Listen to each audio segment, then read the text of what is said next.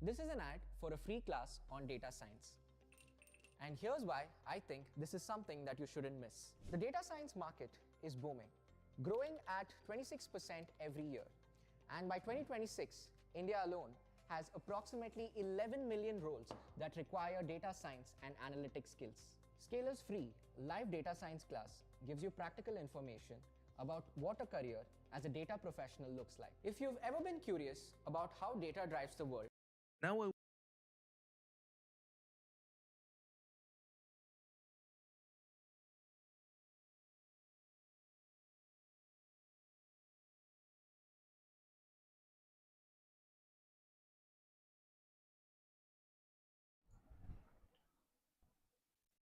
Am I audible? Let me check. Is the stream working? Maybe. Who knows? Zero viewers starting fresh again. Am I audible? Let me check. Is the stream working? It's working, but why is my voice overlapping though? Let's see. Let's delete this for some time. And am I audible now? Am I audible? Let me check. Let's see. Let's delete this for some time. And am I audible now? Am I audible? Okay, I'm audible. Let's see. Let's delete this for some time. And am I audible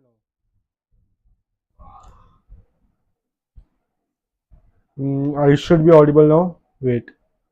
And it should be good to go, I guess. Because I just got this mic and I think it's way better than my previous mic. Let me say.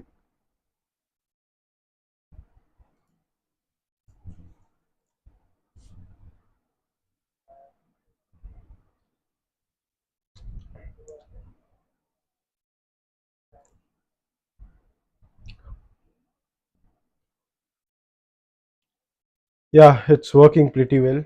Let's reduce a bit of volume so it stays under that green line because am I shouting too much? I am shouting too much, I guess.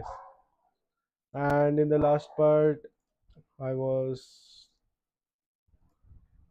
there at blueprints wala thing. Let me open Unreal real quick.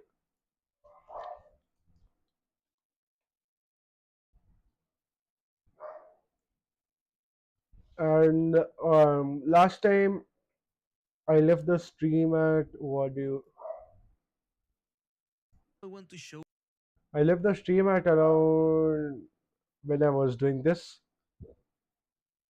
converting the function to smaller parts.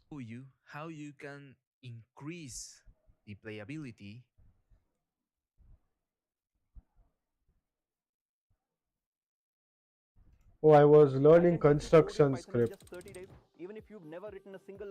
So construction script starts before the game, I guess.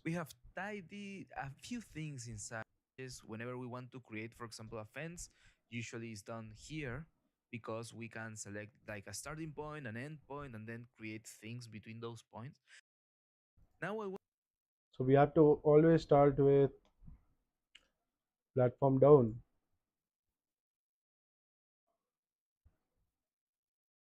Newer version of Unity. Which one is this?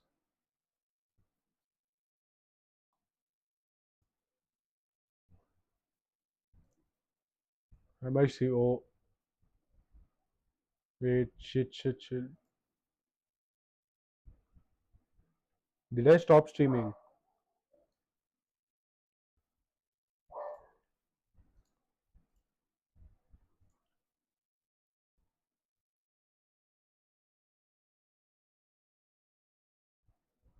Wait, shit.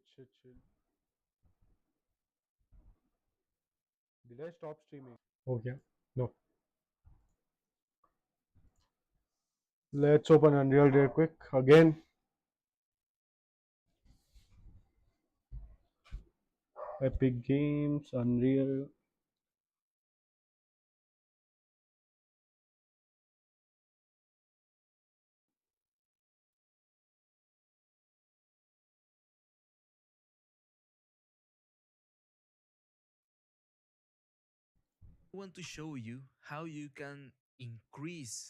So he's putting platform down in construction script. So all the platform down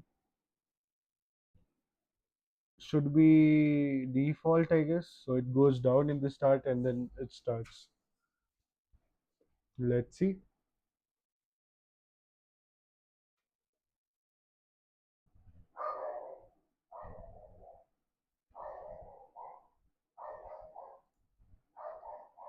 My project training and open. Let's open my project.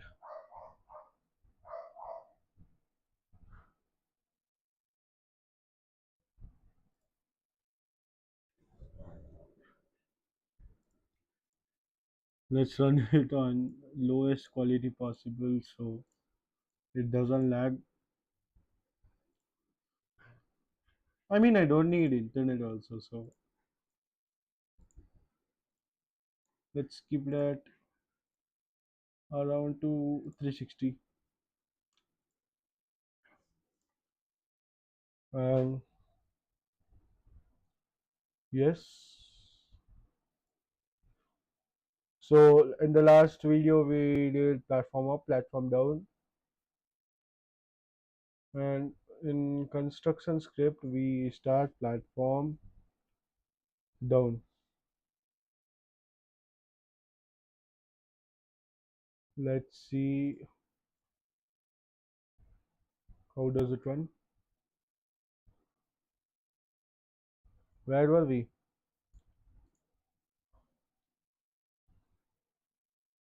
We were in variant shooter, level shooter arena, and let's see if it works.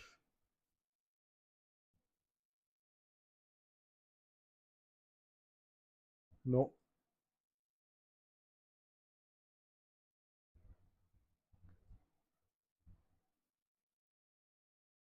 So let's stop it and let's delete this. Let's save this, compile this, and run it again.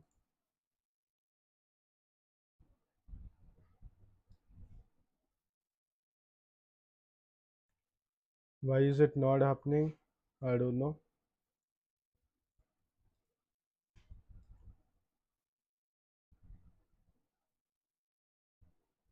Okay, okay. In my begin playing, I didn't call start platform movement.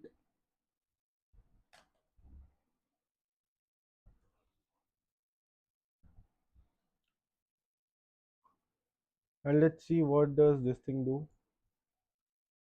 Platform down. Let's save this, compile this, and run this.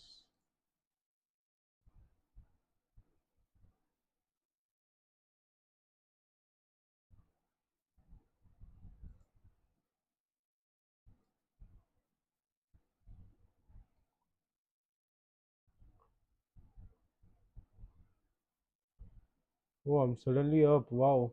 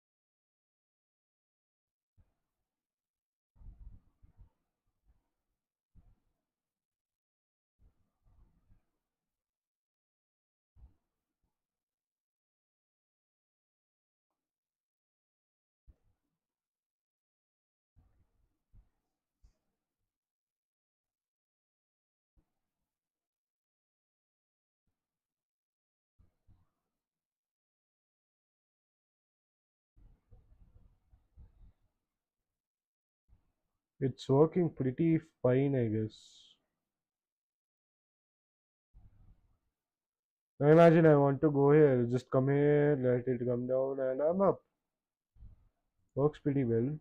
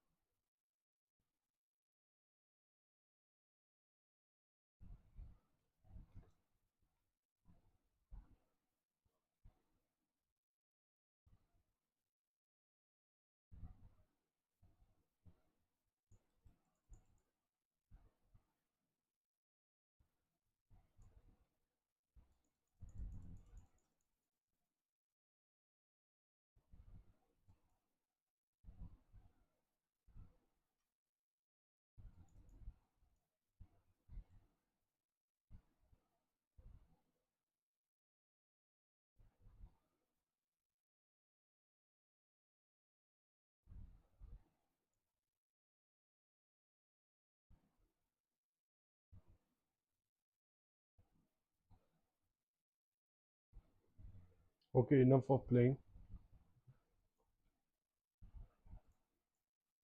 the playability of your new moving platform, because right now if we Let's start learning. Wait, I want to see if my stream is working also or not.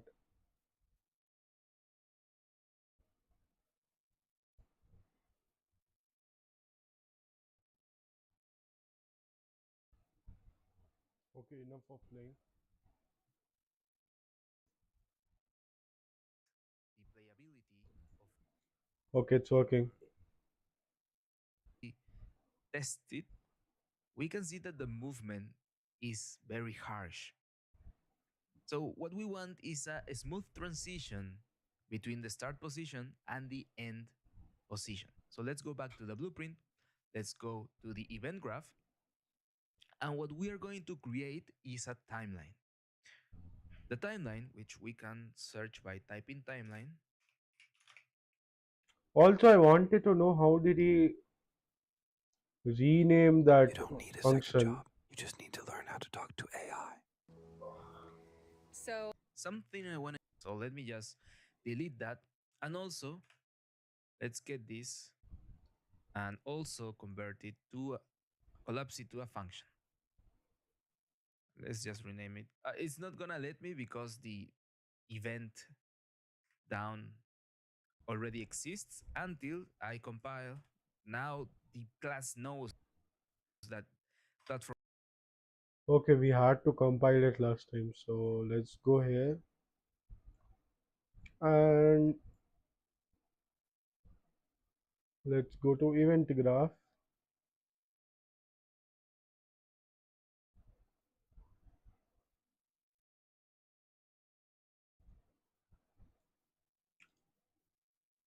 Collapse into function and collapse to function. Let's delete this, let it compile.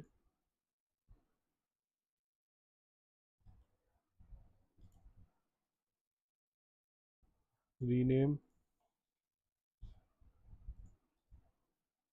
rename. Okay, compiling done. Finally, working as in the From down previous doesn't video. exist. Let's continue. It's a special type of node. And we don't want this one. We want the one at the end here, add So we have timeline. to add a timeline. And this node is special because as you can see, there are a lot of inputs, Hmm.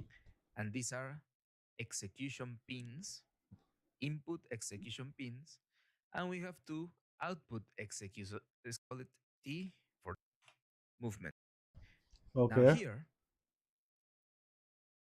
okay, it's easy to understand that we want to play this timeline. If I enter through here, I want to play from the start. If I entered through here, I want to stop or reverse from end or set new time. I mean, I think it's pretty straightforward, but it's not easy to understand yet because you're missing a vital piece of this timeline node. You just need to double click on top of the timeline, and this will reveal a new window. And in this window, we can edit the timeline. And the timeline is just a curve editor. We can add different tracks. For example, float track if I just want a number, a vector if I want three numbers, an event if I want to execute something whenever a point in time is reached, or Okay. maybe a color if I do need four type of numbers that can be translated to to a color. I only need a float because, as you know, we are only modifying the C value of our platform. So Okay. here, add platform track, I'm just gonna set it up as C location value alpha. And you will understand in a minute why I'm calling it an alpha. Right? So this is a curve. It doesn't look like it because it doesn't have any point. To add a point, we can right click and add a key to the curve. So here's my key. I can add another key to the curve. You will say, hey, that's not a curve, that's just a line. Well, we can select both of them and choose the type of interpolation we want between these two. We can choose auto, and now we have some curves. Right? Okay.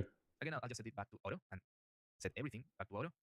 Oh, well, we can just user or auto.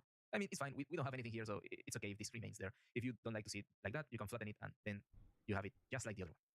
So this curve, we need to determine the value and the time. So the value is the Understood. y-axis, the time is the x-axis. We need to start at the start. So the time will be 0 and the value will be 0. If I wanted to maybe change the value, I could put, hey, when we reach 1 second, I want the value to be, what did we put? Like 200 or 300? It was 150. Yeah, so 150 and put it like that and make it fit. And there we have our change in the value of our C location. Okay. And whenever this starts, it will get this value. The timeline will keep running. Then I will get these intermediate values that you can see. that they are changing. If I can hover the line correctly, you would be able to see it changing, Understood. just like that, right? Now, what's the problem? As you remember, in our instances, we have this one that only reaches up to this point, which is 150. But this one goes higher. So we cannot use a specific point. So what we're going to do is we're going to get this value instead of using the raw value, we are just going to put 1. And let me just make it fit. Because our animation is going to end at 1, the length, I'll just set it up as 1. And now it's just a matter of multiplying this value 1 to the actual value that our instance has, which is, in this case, 350, and in this case, 150. Okay. So let's do it. Let's go back again. This is a tab inside of our group of our blueprint. We can go back to the event graph, and now we have this new pin, which is the value of our alpha. So what we want to update, which is going to run every time that curves moves a little bit to the right, then it's very similar to this code. So I'll just copy and paste this. I'll just go to event graph, paste this here. In the update, we're going to set the relative value, but we're not going to change it to the app C location. We're going to multiply this alpha. Shopping online feels overwhelming. Every site shows a different price. By a certain value, which in this case will be the app C location. Okay. And this means that whenever I play this, I'm going to make our platform go up. Now, the only problem will be whenever I want to go down. Also, we have a big problem because it is not starting exactly at the start. What do I mean by this? That because this platform edge is not at the 0, 0, it's, well, here it's at 50, which is not true, because in the platform down, we're setting up to the down C location, which is minus 40. Whenever we play this, and to autoplay it, yeah, I was testing things and I got ahead of myself. To autoplay our timeline, we can click here on autoplay. And now we can test, and you will see that this will jump a little bit. And then it will go back to wherever it should be, right? So let's just remove the autoplay, go back to the event graph, and we do need to change this logic. We're going to change it to actually use this as an alpha, where instead of just multiplying the value, we're going to use a linear interpolation, otherwise just called lerp. The lerp will ask you for an initial location, which will be my platform down C, Okay. and an end value, which will be the platform up C location. And the alpha will blend, or will interpolate between these two values. So if this was 0 and this was 10, an alpha of 0.5 will give me the middle value, which would be 5. So now, let's save and compile. If we, again, let's autoplay, we should be able to see something interesting. Now, this is also happening because in our event graph, we are calling the start platform movement, and we shouldn't do that. Now, whenever we play, it will play here. We are not telling the timeline to get reversed, so it's not reversing, right? So that's something that we need to change. Right, so let's fix it. So let's start by doing a Control C, so we can use this event to actually call the timeline, the start platform movement. Let's also go to the timeline and remove the autoplay, because we only want it to play whenever we tell it to. We don't want it to be automatic. So let's just close this, go to the event graph, and here is where the magic will happen. If you want to try and solve this by yourself,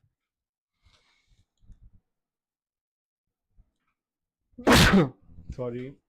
you can pause the video now, try it by yourself, think about the logic. If you want to create more events, go ahead. I encourage you to try and play with the engine as much as you can. If you get stuck, then just keep playing the video and I'll show you how to do it. Okay, I was going to show you the complete code, but I think that it will be a good idea to go step by step, right? So first, this start movement event, this should stay the same.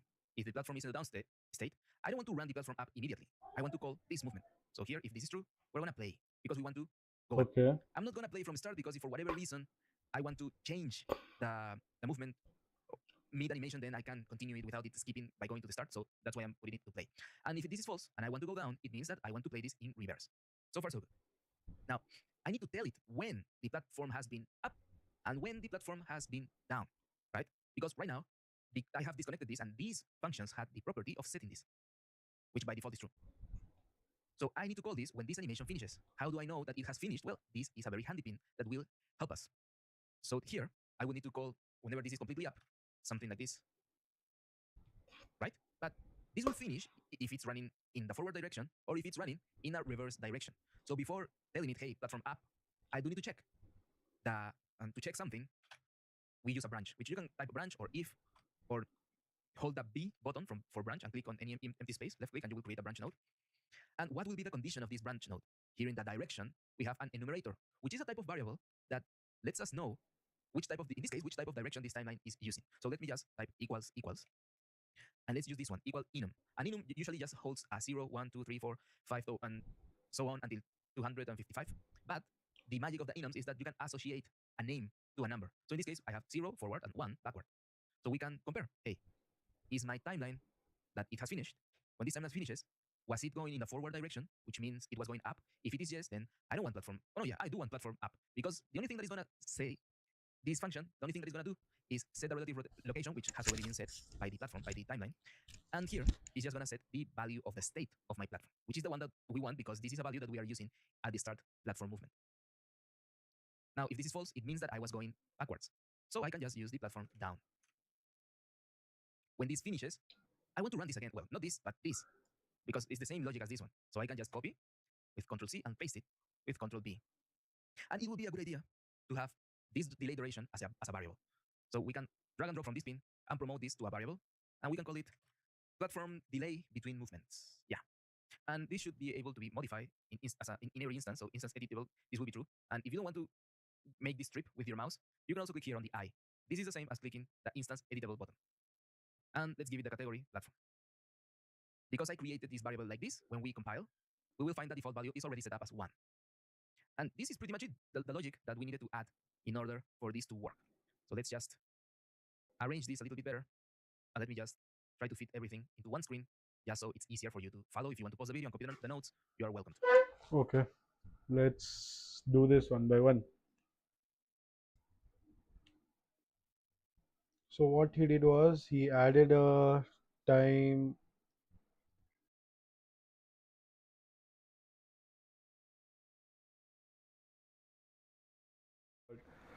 I forgot that.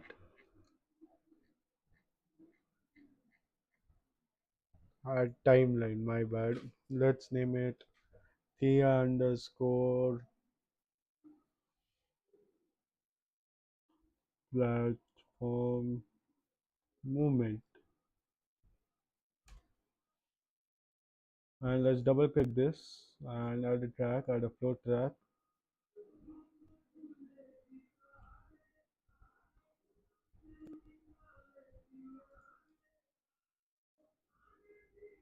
At time 0, the value is 0. And at time 1, value is 1.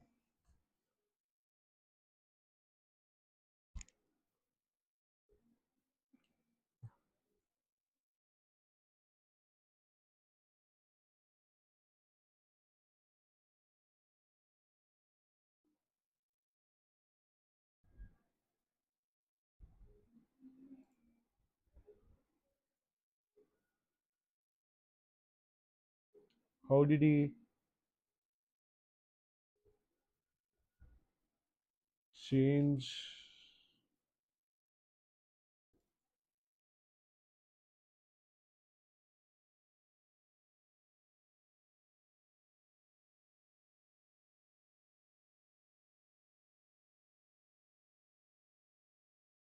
Oh, length is 1.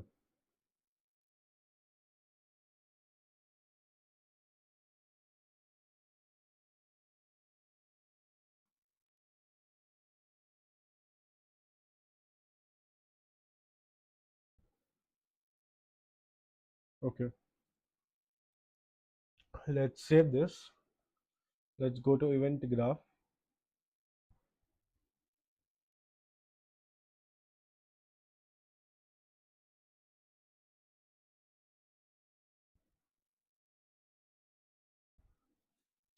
Oh my god, it's so complex. Platform is down.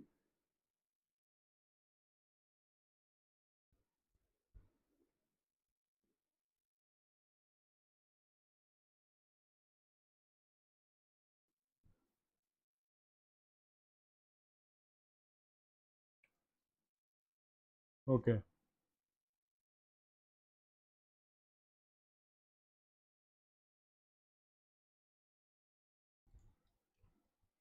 then it's true, then play.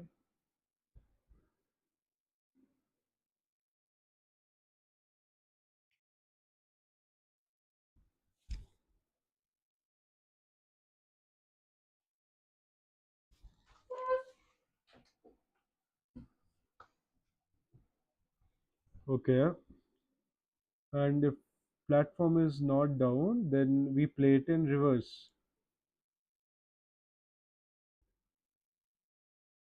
and our track name is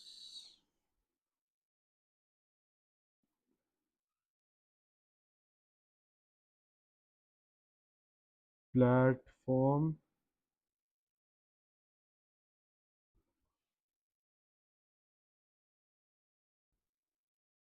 z location value alpha. I don't know why if name it such.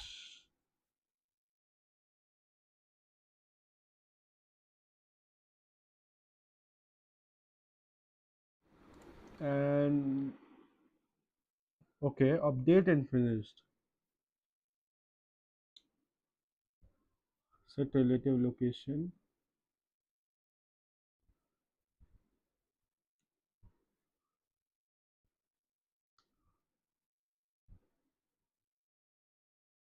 Target platform mesh.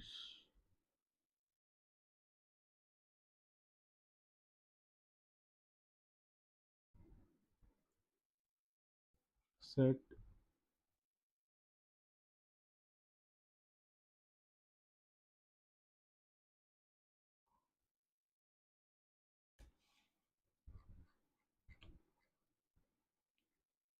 set relative location. Static mesh.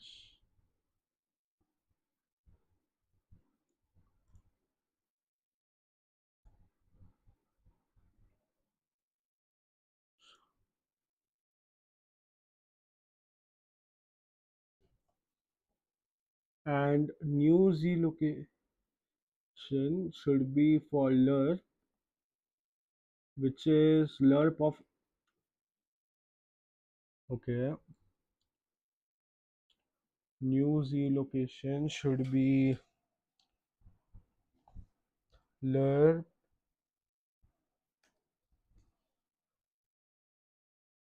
of alpha a and b. A and b is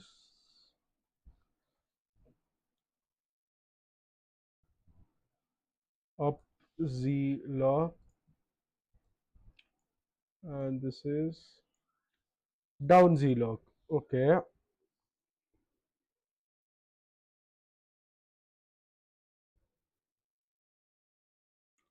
and then finished. into one screen. There's another branch,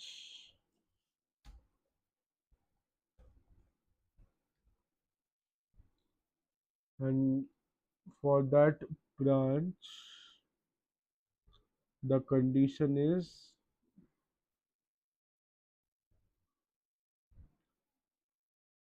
number equal number.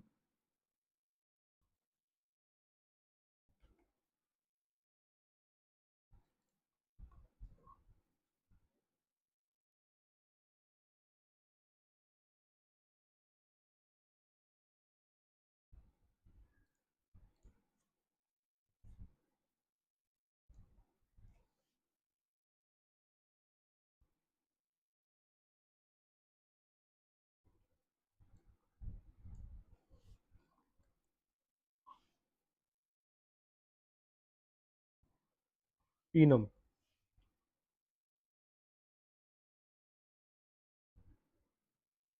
and its car direction should be going to this,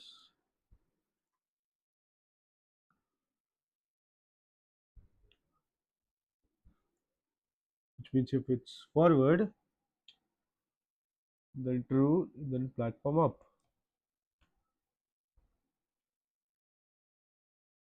Up, it's false, then it's platform down. And if it's like that, add a delay.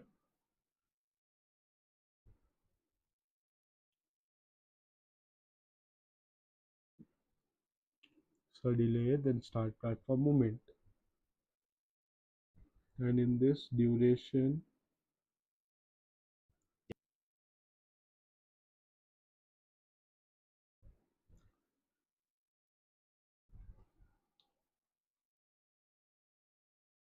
Promote to variable.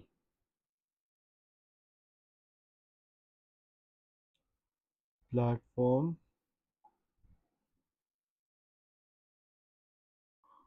movement delay,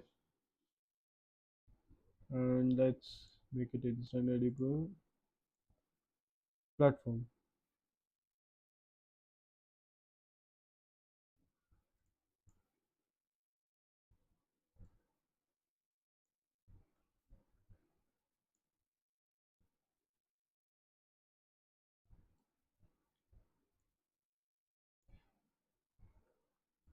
Yeah, so it's easier for you to follow. If you want to pause the video and copy the notes, you are welcome to. So let's test it, right? Let's save, compile, and see if this is actually working or if, if I made a mistake.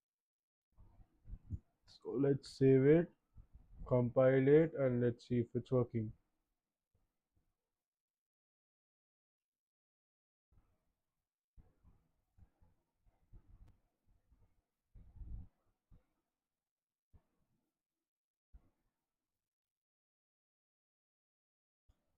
There's some issue. Mistake. It's gonna wait 1 second. Perfect. It waits 1 second, and then you are welcome to fit everything into. So let's just. So it's compile. Perfect. It waits. If I made.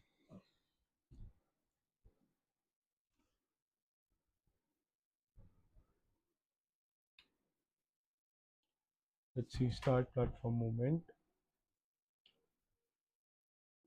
Platform is down.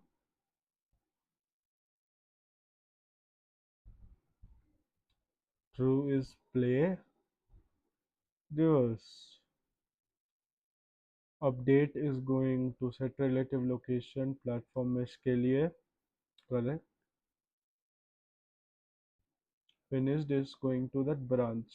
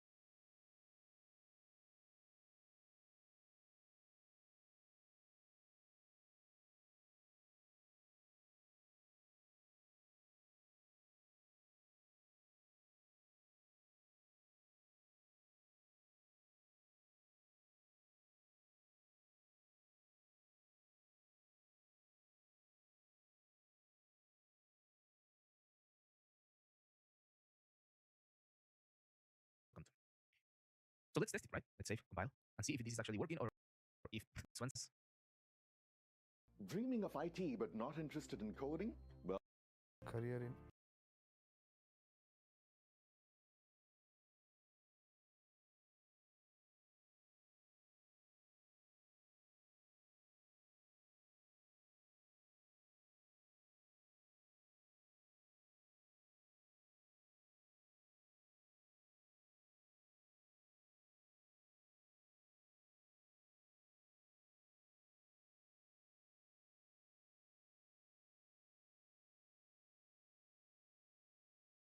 AI career. So let's talk about debugging. Because when you're starting, things are not going to go your way most of the times. So having this visual feedback, let me just simulate this again. Let's go to the moving platform. Having this visual feedback really helps a lot, especially when, for example, something doesn't move. If this wasn't moving because this was disconnected for some reason, and right now it's going to still be moving, I will need to play again, and you will find that, yeah, our timeline is not executing correctly, but when it finishes, we are setting up the platform up and down, but we are not setting the relative location as we should every update of the timeline, right? So you can see here, oh, this is what's happening, so this is why I'm not able to.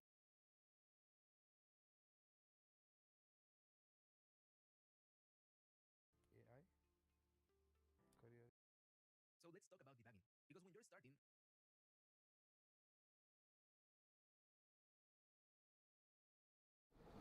My mic is off since when?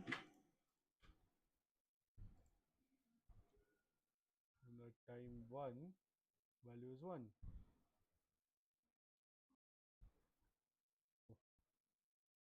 Save this. Okay.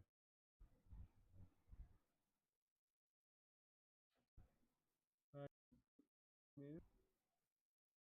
don't know why.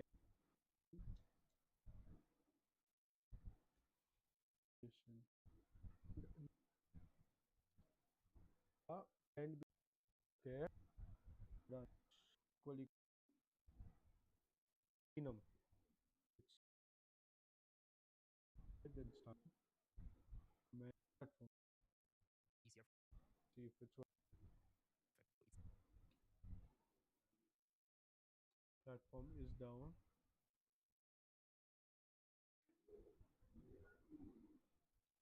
True is update is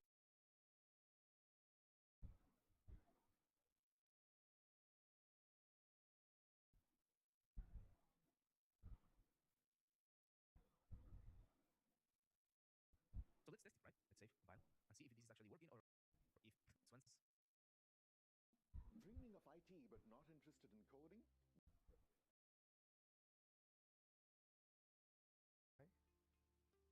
Career. AI career. So let's talk about debugging, because when you're this again, well, something doesn't move in that timeline.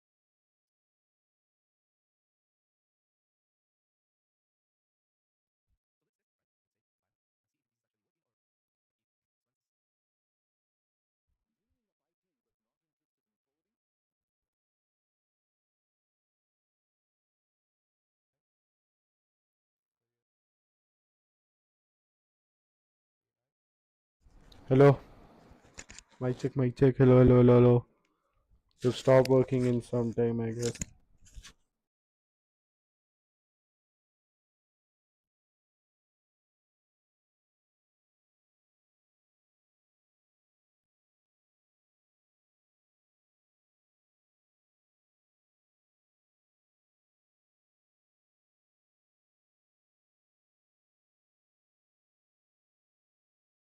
Hello. Mic check, mic check. Hello, hello, hello, hello. To stop working in some time, I guess.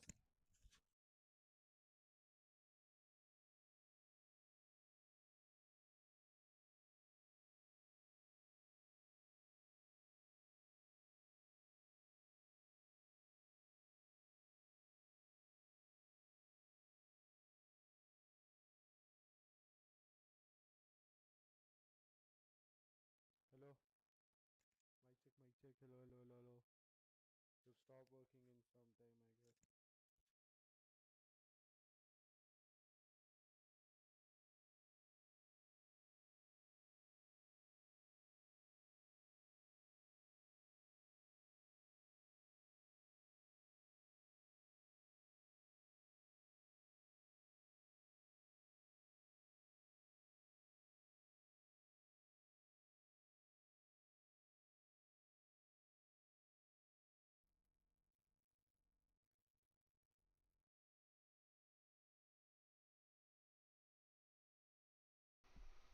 Hello, hello, hello. Okay, it started working. Yay! Let's see if it's working. I don't know.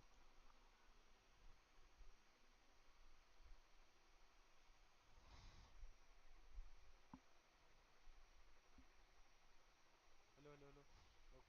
started working. Yay!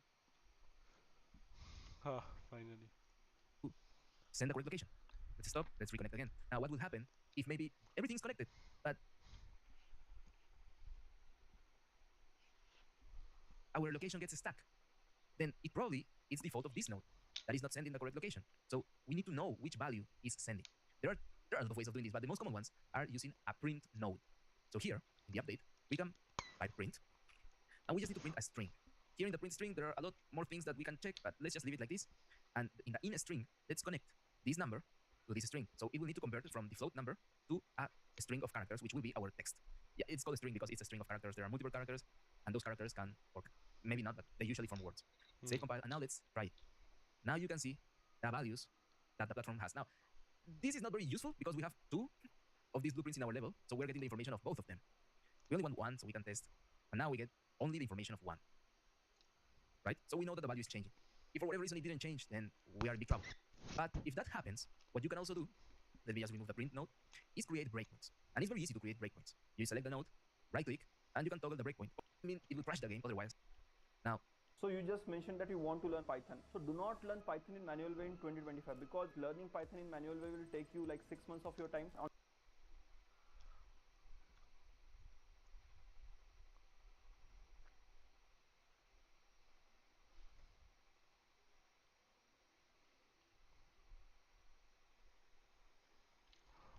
Something happened to my Opera. I don't know what happened. It crashed. On top of that, you'll be ultra non-productive in Python because when you use AI inside your Python, when you use if we save and compile, let's One second.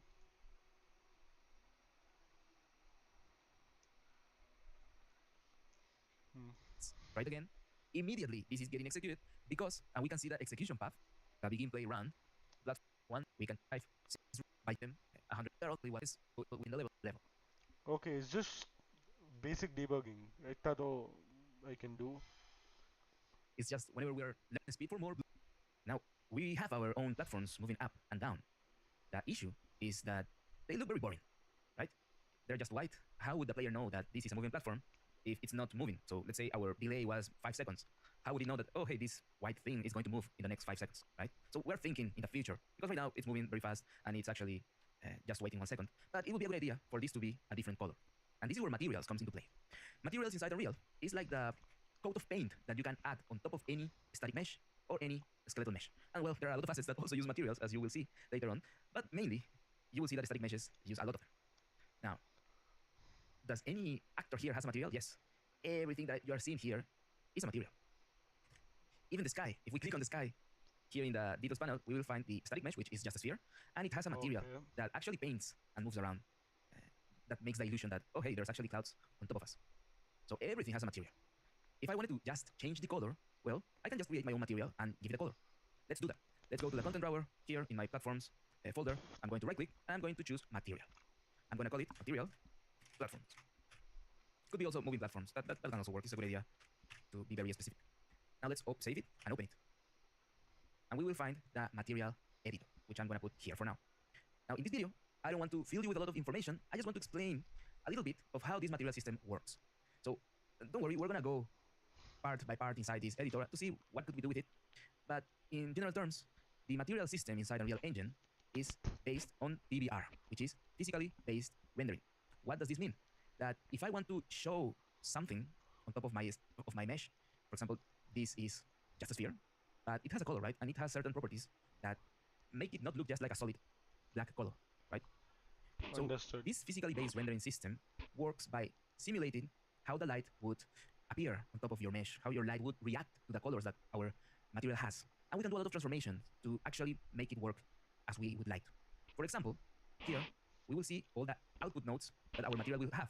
So right now we have a base color, metallic, specular, roughness, and anisotropy, emissive colors, and much more, right? You will see that there are some certain values from certain terms. I'm going to define the material here in my platforms folder. I'm going to right click and I'm going to choose material. Scribe makes step-by-step guides for any process with AI. You know what's terrifying at work? When you start a new job and there's no training, none of the processes are documented, and you're completely on. I just want to explain a little bit of how to see simulated how the light grayed out, and the light hits. And because here in the roughness value we have a 0.5, the roughness will make it so the light doesn't bounce that easily. Okay. So if our surface is rough, whenever a light comes here and tries to bounce, it can bounce this way, and then it can bounce that way, and then we can get the actual light. And depending on the color of the surface, you will see some kind of bounce of the same color. But if our material of our surface would be very flat, then we can get a very refractive type of material.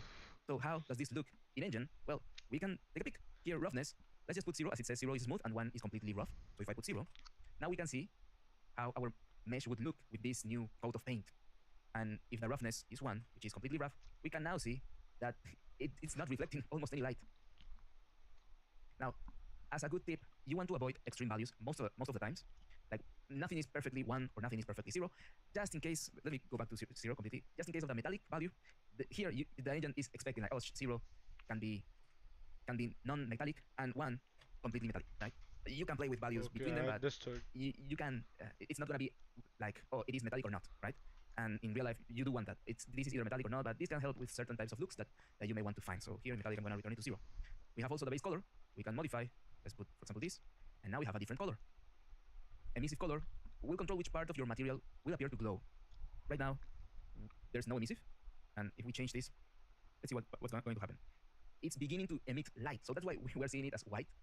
But we can change it maybe to another type of color.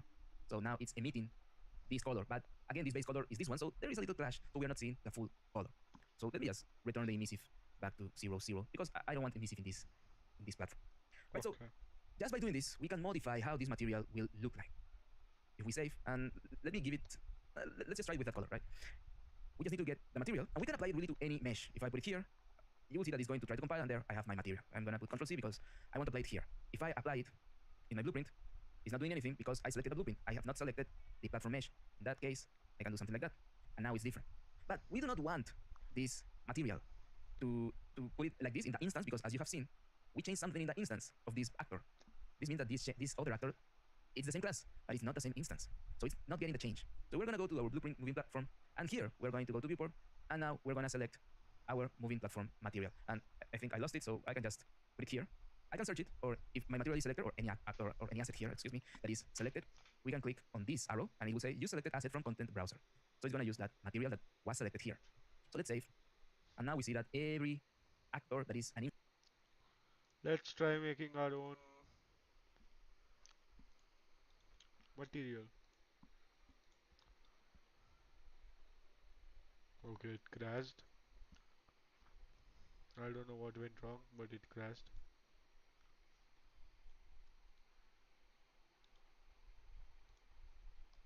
Let's name it m underscore moving platform. Let's edit it somewhere. Let's bring it over here, and let's set metallic to 1, roughness to 0, base color, keep it a bit orange.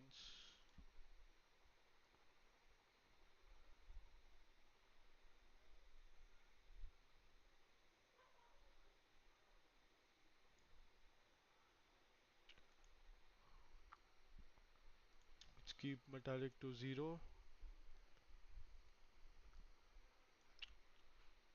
I think it looks good, okay. Yeah.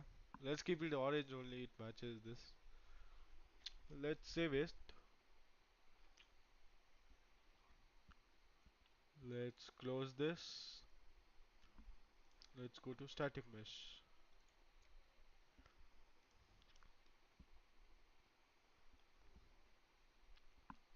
Okay,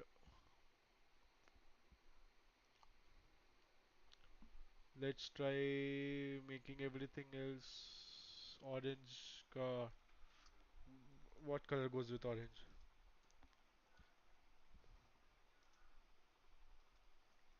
Complement orange, blue.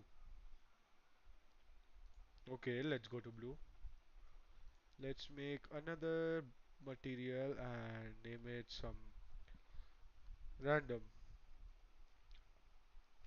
and I want everything to be very metallic. Let's go. So let's keep, no, I want it to be smooth, and I want the base color to be, let's keep it blue, and let's save it. Let's close it and give blue almost everywhere.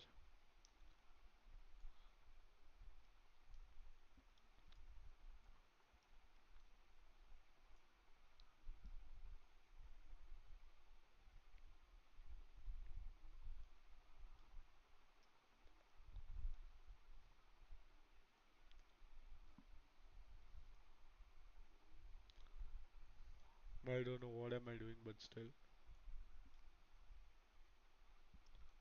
it's fun though.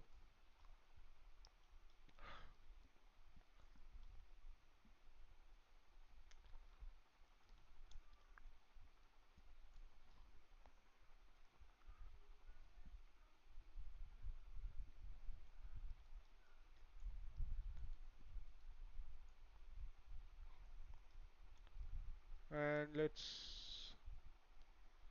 run this. Maybe take a gun. Let's find all the bad people.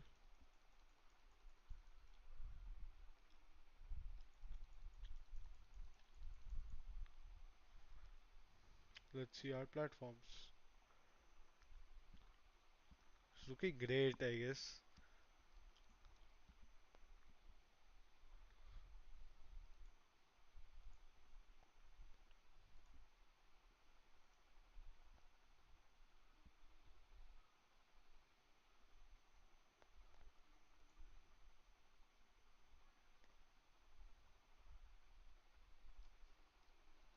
Let's try shooting from a corner.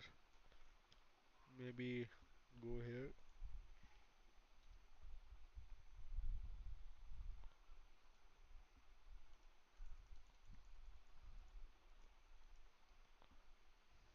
Okay. Let's unsave everything. Let's delete random.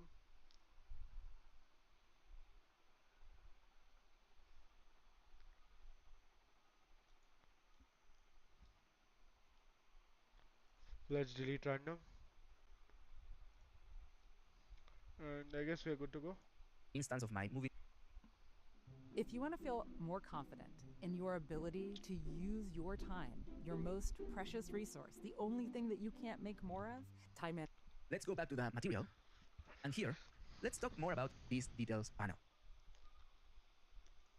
Okay, here in the details panel, we are going to have settings for certain types of materials. And depending on what we want to do or how we want to paint our meshes, these settings are going to help us a lot. The first thing is the material domain. Here in the material domain, it's just going to ask you what is your intention with this material, like for what do you want to use it. Most of the time, you just want to paint a surface. A surface will be any 3D asset that you will be able to put on the level. If we click on the drop down, you will see that there are more options. For example, we can affect decals, which can be thought as stickers that we can put in our level. Light functions, how we can affect how a light will render. Yeah, we can do that through materials. Volumes, 3D volumes that we can have. We can also put materials to make it more interesting. Post-process, which is something that we're also going to use here in this tutorial, values that now desired use will enable or disable different pins here in our output tools in it. And I want it to start burning from, we can make it translucent. So, material. And again, most well, I can see it, but I cannot see it. It means that I'm telling you about. They have pinned out for some reason. It's probably the game, the blend mode, and you don't blend mode. It's important at the start because it can actually make it tools. Alpha there start burning. If you're talking a will theory, just a surface, then it's probably the game, the blend mode that needs to be to render this material. I can't worry too much about it. It will be easier to check it here. For example, we can change the preview mesh by clicking these ones. So if it's a plane, and if it's not two-sided, then, well, I cannot see the other side. If it's two-sided, then I can see the other side, right? The other ones are more specific to things done inside the material. So, yeah, and they will become very useful to you. But yeah. Oh, and the movement here, it works just like the viewport, or well, very similar, like with dragging your left click. You just click, hold it, drag it, or with the right, you can zoom in. Okay, actually I wanted to check this myself.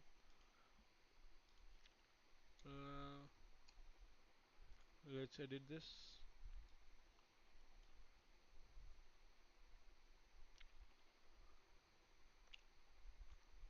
The level of detailing is crazy.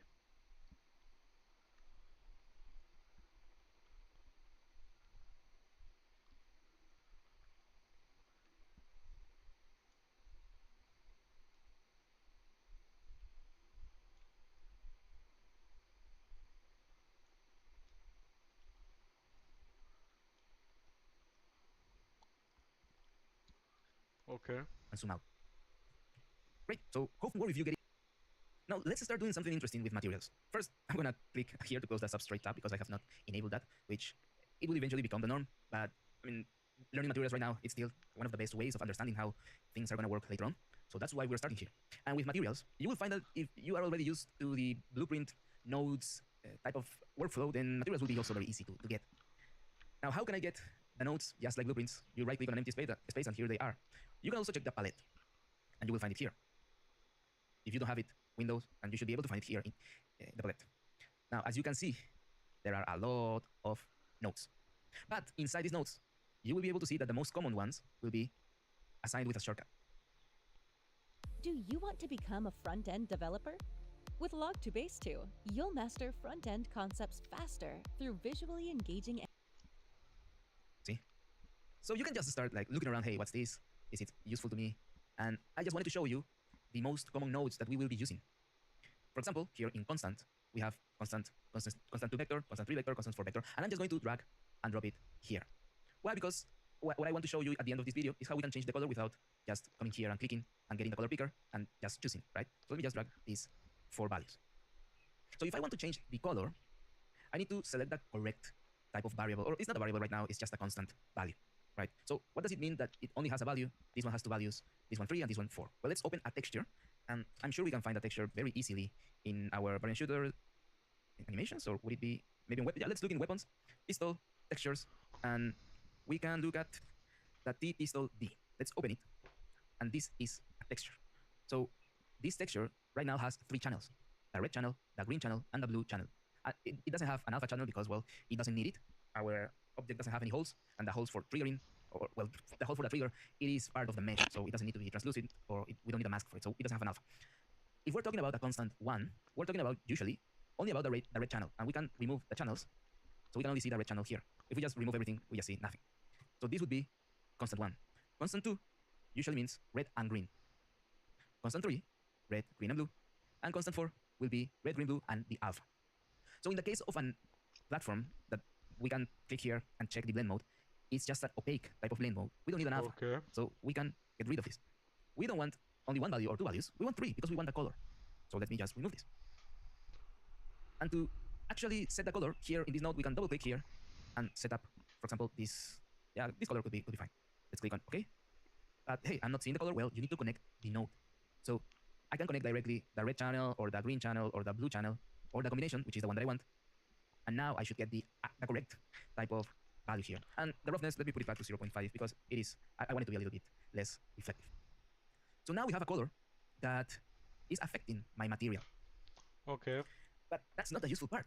The useful part is that we have a way of changing that color without needing to go here and affect that base color output directly. Why is this important? Because this color, later, I can modify it. I can use operations, very common operations. Let me search for multiply, and we can just search it here. We can have a multiplication, or we can have an addition. And you can see the shortcuts here.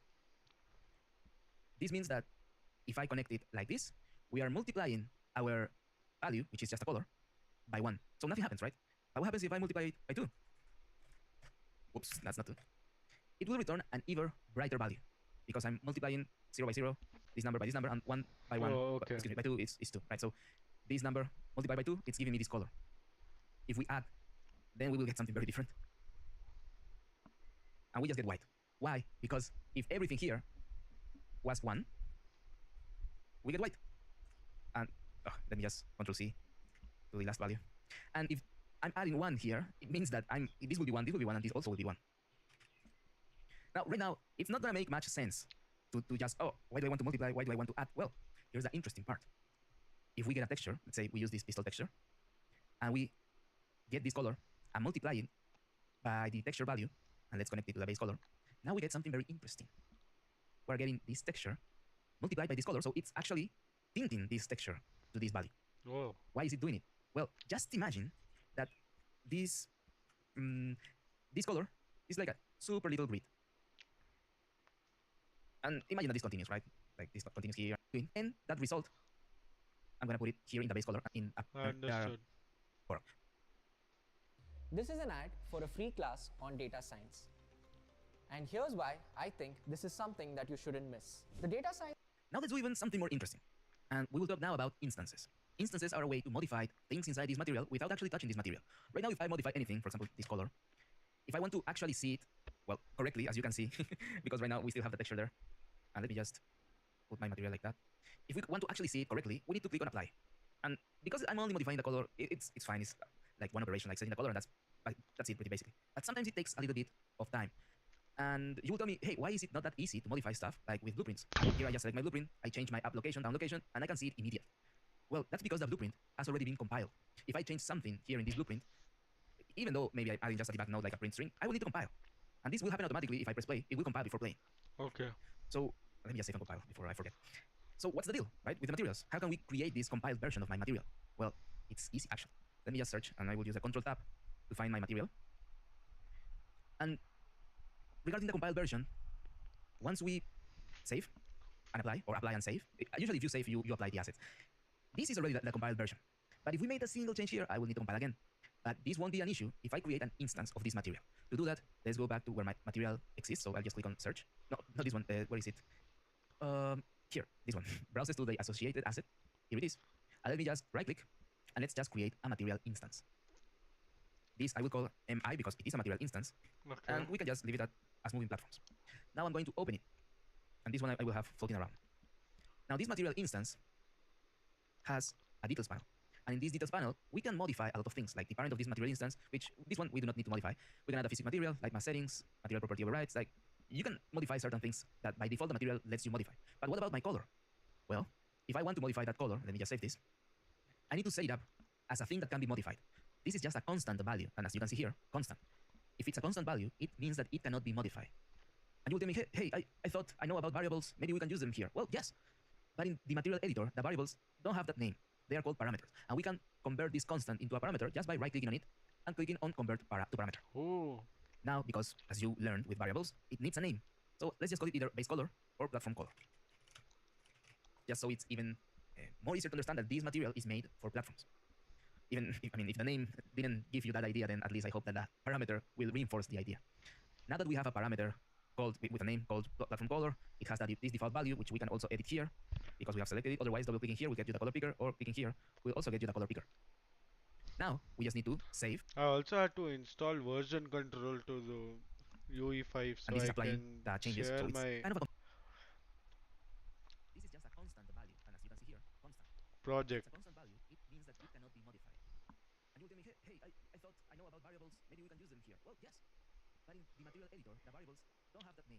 They are called parameters, and we can convert this constant into a parameter just by right-clicking on it and clicking on convert to parameter. Oh. Now, because as you learned with variables, it needs a name. So let's just call it either base color or platform color. And if the name parameter you have selected to, the changes. So it's kind of a Okay, my stream is working. compilation. And when we open, and again, Control Tab, the material instance, now I have the ability to change here in the parameter groups that we now can see, global vector parameters, and now we have a parameter color. This parameter color, we can change it on the fly. We now can see global vector parameters, and now we have a parameter color. This change here, open, and again, Control Tab, the material instance, now I have the ability to change here in the parameter groups that we now can see, global vector parameters, and now we have a parameter color. This parameter color, we can change it on the fly, and you will see immediately that change in color. Why? Because it has already been compiled. We don't need to apply any change, because the only changes that I'm doing here are on top of parameters. So we could put this like that. If I want to check between this value and the default value, I can remove the check here. But more importantly, if I go to the arena shooter, I'm not able to see the change because this blueprint, our platform mesh component, is using the material, which we could call it the master material because it's the material that has all the instructions. So let's just replace it with my material instance. Now when we save, we will be able to see it on the level. And not only that, if we change our material instance properties, we can change it in real time. Or well, not exactly real time, but there is a way to change it in real time actually. But here we're actually seeing it immediately in the preview of our game, right, in this viewport. So we can actually select a color that may fit better with the overall environment. Not only that, I could create presets. Like, oh, this will be my moving platform available, and I will put this value here. And then I could probably duplicate this, and this will be my moving platform unavailable. And give it another color, let's say, I don't know, a red type of color. And now in this instance, I could set it up as, no, this is a platform, but it's going to show that it's unavailable. Yeah, it's selected. Because you're not able to use it yet. And I could probably create here a boolean. I can teach you code in Python in just 30 days, even if you've never written a single line of code before. How? Simple. In my Where is my event graph? A boolean to set it up as, hey, is this platform available or not? If it is, we run this. If it isn't, we don't run it. You can see a simple example here, right? It's just the same with another variable. So we can get a lot of things done with materials, and we can actually save, apply, let's see how it's looking in the map with the other asset. Where is my event graph? So insert it, creating different metallic, in this case is 0. So probably we will need a constant for this stuff with materials. Now I want you to show a real use of a material. I mean, this is a very real use for a material, but I wanted to show you how the pistol was made. So let's just search for it. I'll just press Ctrl B. You can also search it by clicking here. And let me just go to the texture. Not to the texture, to the mesh. Search for this one. Click on it. You will see the mesh here with F. You can focus it with Alt, and dragging your left click, you can rotate around it. Very similar to how it works in the viewport, because this is also a viewport but for a mesh. And we're gonna click here. This is the material slot. It only has one slot, so it's using only one material instance, which is this MI weapon pistol. Here we can change the color. Usually you have a value to change the tint. We can change, and if we preview it as this, I mean, it's not gonna make much sense, right? But here we can actually select the mesh, the preview mesh that we want, and it's going to use the one that you have selected right now in your content browser. So that's why it's selected immediately. My pistol. Okay, understood. So here we can actually look if this changes anything, and it doesn't seem to change anything. Now, why would this happen? Because probably this weapon, this material instance, is not only used by this weapon. So do take that into consideration. If you are using this sets preview, you are generating a reference to this asset. So every time this material instance is used, you're gonna load this asset also. So that's why usually you just want your material to be like this. And as long as you see that, oh, something is being changed, then you know that it's working fine. Now, it also have more parameters, right? So let's open the master material, the parent material of this material instance. It's called M weapon. And to know which other materials use this material, we can go to Asset, Reference Viewer. And here we see that this M weapon is only being used by the MI weapon pistol. And here, it's only using these textures, which is actually pretty good. This means that inside, and I'm going to double click this material instance, is the one that is loading the textures of the pistol. And it's being used by the pistol and by the skeletal mesh of the pistol and the normal static mesh of the pistol. Right, so this weapon is only, it seems that it's only affecting the pistol. And as you can see, there is a lot of things that are happening here. To start analyzing one by one could be very hard. I mean, it's a good thing that there are some comments to let you know what this does, and you can create comments very easily in blueprints and in materials just by selecting nodes and pressing that C for comment, this letter. And then we can move stuff around very easily, but I'll just delete that. Oh, okay, I wanted to know this. Imagine I go here and let's say I select this and I name this. It's called event play. Oh wow.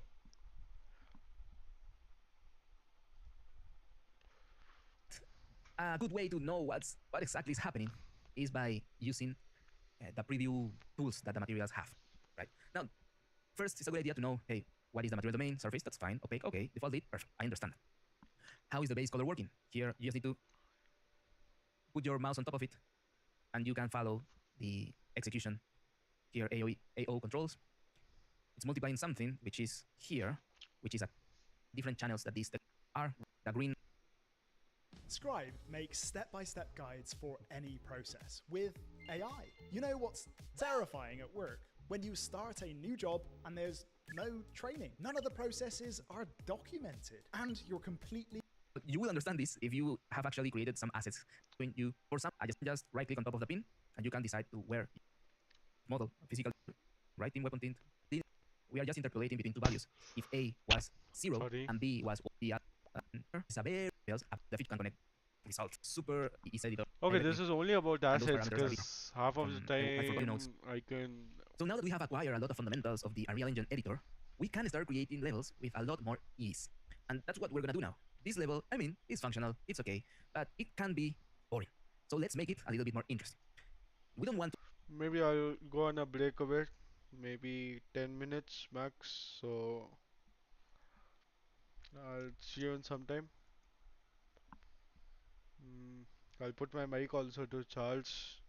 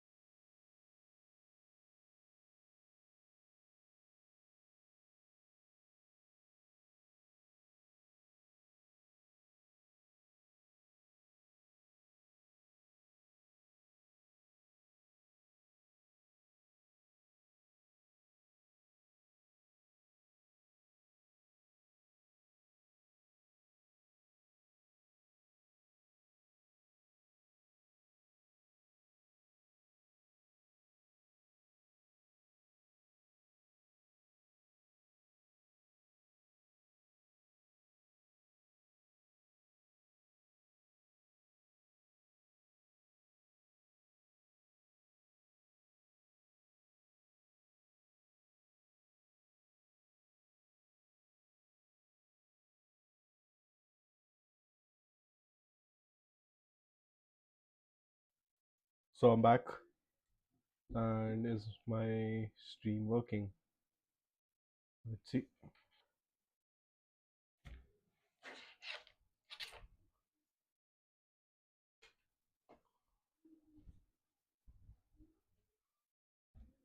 So I'm back.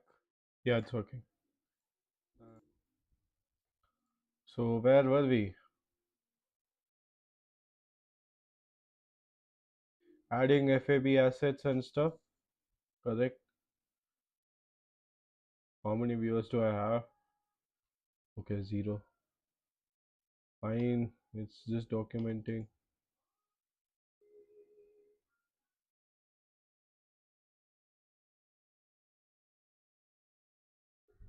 Am I leaking anything? I don't know.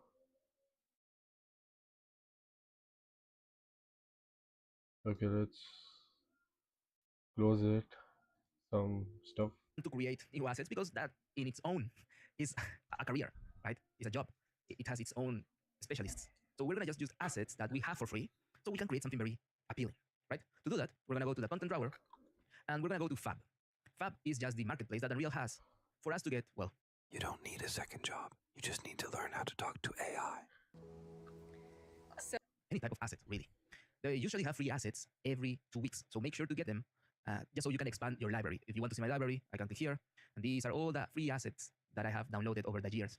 And not all of them were free. I have paid for some of them, but you get the picture. Let's go back to the menu and make sure that you log in just so any asset that you are getting, you actually get it to your account. So what do we want? We want environments. Okay, here in let's 3D, see. we're gonna search for environments. And in this category, we don't really want to spend money when we're learning because we're just testing the waters. So here in more filters, I'm going to search in the price section for the free option. Not only that, well, now you can see all the environments for free that you have. You can use whatever environment you would like. In my case, I'm going to use here, under publishers, I'm going to search for Epic Games, which I had already done, so that's why it's there, but you can search it very easily. Epic Games. And these are all the assets that Epic Games provides. You could use the open world demo collection. I mean, you should be able to see how much this will occupy in your PC and your hard drive. I don't think you can. But the one that I will be using, because I'm a little bit more familiar with that, is an old one. It's from the assets released in Paragon, Agora, and Monolith environment. You can also use the search bar to get it. And we just need to add it to the project. Well, if you don't have it, it should be free. You just need to add it to your library, and then you will be added to your project. By clicking this, you're going to want to select a version. Just select the closest version to the one that you have. That's usually okay. So let's add project. And we just need to wait. It's going to download.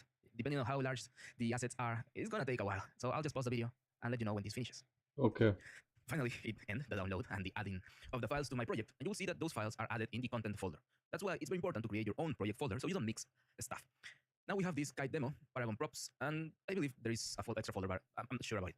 Inside the guide demo, let me just remove all the filters. Environments, we will be able to check the cliffs, foliage, ground tiles, rocks, texture, trees, materials, Photoshop Master, textures. But what I'm looking for is the actual sample map. Oh, here it is. The sample map. So let me just open the sample, then we can open, we'll see if we need to open the data. So this again will also take a little bit of time. So let me just pause the video. And this is the level. You don't need to open it just yet because it's gonna take a while. Let me just close everything here.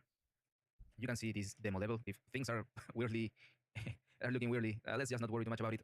You can press G so you can see how it would actually look like during the game. So we can have a good idea on how a level is made, right? If we click around, we will just see the static meshes that are being used. We can find those static meshes that there and there. We have ruins, meshes. That's good. We can click here. We can also see those trees, the foliage that are being used. We can click on this, which is just a plane. And this plane has a material that makes it look like water. So we can create this stuff, this type of look and feel. We know that with H, we can make it disappear. Now it doesn't look like anything, right? So what's this? This a sky floor that is being used for like the clouds, let's call it, like the things that are beyond what we can go to. So we can also press H and make it disappear. Here we will find yet another plane, a planar reflection. Well, not exactly a plane. We can disable that. Another, oh, with H, we finally see that there's nothing behind it. So yeah, let me just enable everything that I hit, and we can click on the eye and look at the bottom or the top, and we will find the plane that we hit. So that plane is simulating even that rocks, those rocks that we're seeing there. Those are all done in the material, and you can open the material if you would like, but here the material floor. Okay, understood. You can open the parent, but you will find a lot of stuff. So yeah, just be careful. Don't scare yourself in the process. Just know that the material is there to help you, and if needed, you can just find it and just drag and drop it to another mesh, and there you will have it. But okay, what do I want to show with this? Okay, first, creating a level. We said it at the start. A level just contains actors. So everything that I find here is an actor.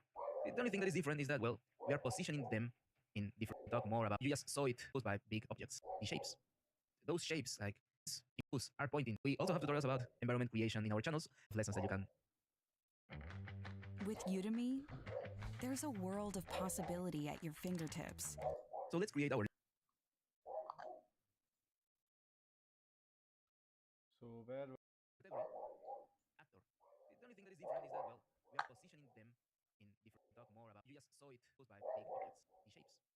Those shapes, like use, are pointing. We also have tutorials about environment creation in our channels. Lessons that you can. With Udemy, there's a world of possibility at your fingertips. So let's create our. Am I audible? I don't know. I want to check now. I have to sit through it, I guess.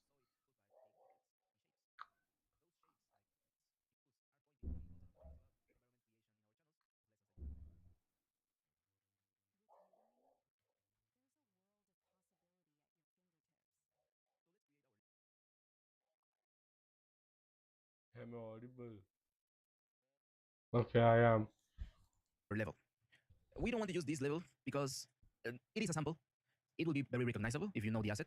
And also, like, we don't want our level to be empty on the sides. We want to be showing like there exists a lot much more that is not accessible, but you could potentially go towards it, right? So we're gonna create a new level. From there, we will start actually creating the level that we will use in our game. To do that, we will go to File, New Level. We have the option of just open world or empty open world, and basic and empty. Well, it's the empty basic level, so it's even more basic. It's just an empty level. The main difference is that one has word partition, which is these two, and the other doesn't. Word partition is a technology that allows us to create open world games, or well, worlds that are big and that we can specify certain rules to load certain parts of the map whenever we need to. And basic, usually it will be a small type of game, and Understood. if you make it too big, it will mean that everything there will be loaded at the same time, so it will consume a lot of memory, right? So this is not the one that Understood. we want, because I mean, if you were creating just an arena for our arena shooter game, for sure, yes, use it. But I'm still gonna show you how to create an open world and how to use it because of two things. One, I will explain it when I create the level. The other one, kind of the main one, I want you to know how to do it, even though you may not use it at the end. But I want to show you how to handle this type of maps because the basic ones, I mean, they are very straightforward. These ones, there are some things you need to take in consideration. So let's use the empty world. Let's create. And the first thing that we should do is save this. So let's go to File, Save Current Level, and let's assign our level a folder. In my first project, I'll create a folder called Maps. And inside of it, let's just create like map. Could be level 1, could be arena 1. I'll just call it arena 001. So you will know that this is a word partition enabled map because here in the outliner, you will find word data and word partition. Okay. Okay. What does this mean? That is using that technology that allows us to load certain parts of the map.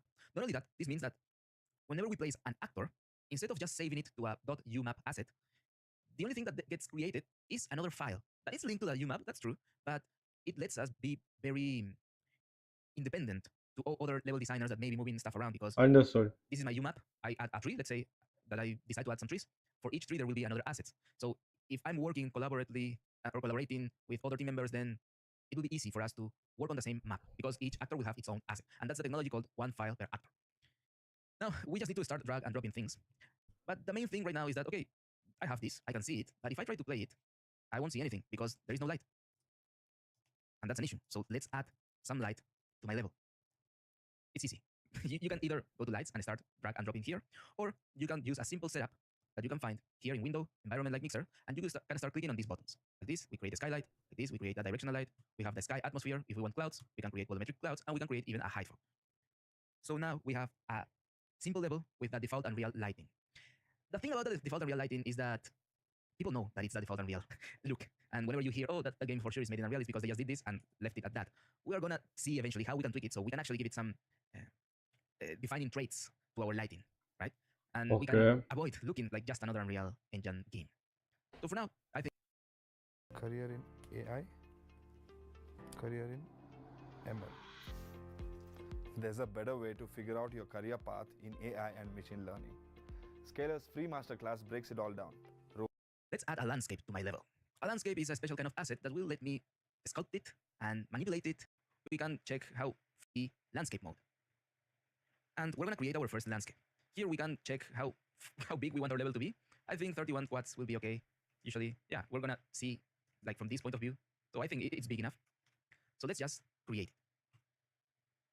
Now that this landscape is, well, it should be, oh, there it is. It is created. We can sculpt it. We can also go to manage and start selecting things and modify or add if we need, but sculpting the landscape is one of the main tools of modifying this asset. So right now I'm using the sculpt tool here.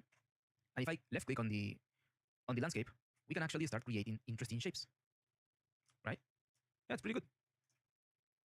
We can flatten things if we need platforms or a certain kind of platform. I don't know. We can smooth things. Like here, we can make it a lot smoother. We can change also the tool strength and the brush size if you think that is too big, or if you think that is too small. The fall off, if you want some harsh edges, like you can put it very harsh, especially when sculpting. Yeah, you can see now that the harsh edge, instead of if I just sculpt with a middle fall off. So we can start playing with this and start creating like whatever I'm going to want to see, right? So there are a lot of tools that you can use to create your own landscape. And we do have tutorials for that. If you want to know more in-depth tutorial of this, make sure to check out our channel and our other courses. But the things that I will be doing here are very simple. I'm just going to flatten everything in the middle because I want let's say my play area is going to be here, and I'm just going to sculpt whatever I see fit at the sides. Yeah, and I think it's kind of big. This is really, really too big. Let me just increase the tool strength and the brush size a little bit more. Yeah, something like that. And if you want to return to the center, I mean, you can move around and increase your camera velocity with a scroll wheel. We have done that before, but something that I didn't mention is that you can create bookmarks inside your level. For example, here, I want to always return to this position. Let's press Ctrl+1. We save the bookmark. You can also do it, I believe it's somewhere here in the menus, right? Let's go back to selection. And it's here in perspective camera, bookmarks, set bookmark, or go to bookmark, jump. But using the Ctrl+1, Ctrl+2, Ctrl+3, and then just pressing 1, it's a lot easier. So if I press 1 now, I'm going here. So now I want to take a big, like from here, those will be like the mountains that will limit my play area. And I mean, there are things, very weird things here, like this, or like this. And we can decrease the brush a little bit more interesting. It will be about it. This is fun. Again, I'm not an artist. Let's go back to selection so we can go forward here. So now let's create the actual level that our players will use, right? And to do that, it will be a good idea to have the proportions of our player. So if we go to the folder, should be the variant folder, where is it? Here, variant shooter, blueprints, shooter character, and let's just drag and drop it. From here, you can see how big everything else is. So I think it is a decent playing space, if I do say so myself. Yeah, I think it's fine, right? Now, we could start just dragging and dropping meshes from the Paragon props, and let's see if there were. So you just mentioned that you want to learn Python. So do not learn Python in manual way in 2025 because learning Python in manual way will take. Rock, I'll just drag and drop it. Mesh, right? To actually then start modifying it, helping walls, cube grid. We're gonna accept. I didn't create anything. Let's just cube grid again. And what I wanted to show you is the grid that it's generated. And I don't think you will be able to see it because we have a landscape here. But if we go to this side, maybe we can see it. Yeah, here it is. You see? And if we select this and we click push or pull, if we pull it, we will create meshes. If we push it, we are discarding. We can also slide back or forward, and then we can create more. So why is this useful? Well, because here I can start defining the overall playing field. So let's say that I want my level to be this big. I will pull it, and I use the shortcut, which is E, or you can push with Q. And after I did that, if I click on accept, I will go back to the selection mode, and now I have this. Just after I did that, I will pull it, and I use the shortcut, which is E, or you can push with Q. And after I did that, if I click on accept, that it will be doing the same thing that I have shown you here. This one, it's just like, well, we had, and it doesn't need to be perfect. We're just prototyping. And at the middle of this, well, we had one, and we will to our ease, I believe. Hey, I can only the corners ramps, and like it was the same. And here we can add like the works prototype. The details panel, we're gonna search for, let's start not as everything. Go back to the modeling. We can actually play it. And as I told you, we do not have collision, but let's enable the collision so we can test stuff. We will click on the mesh that has been generated by this cube grid, and we will open it here. I just deleted my search, otherwise I won't be able to see this. Let's double click this, and in collision, we will, instead of simple and complex, we're gonna choose complex as simple.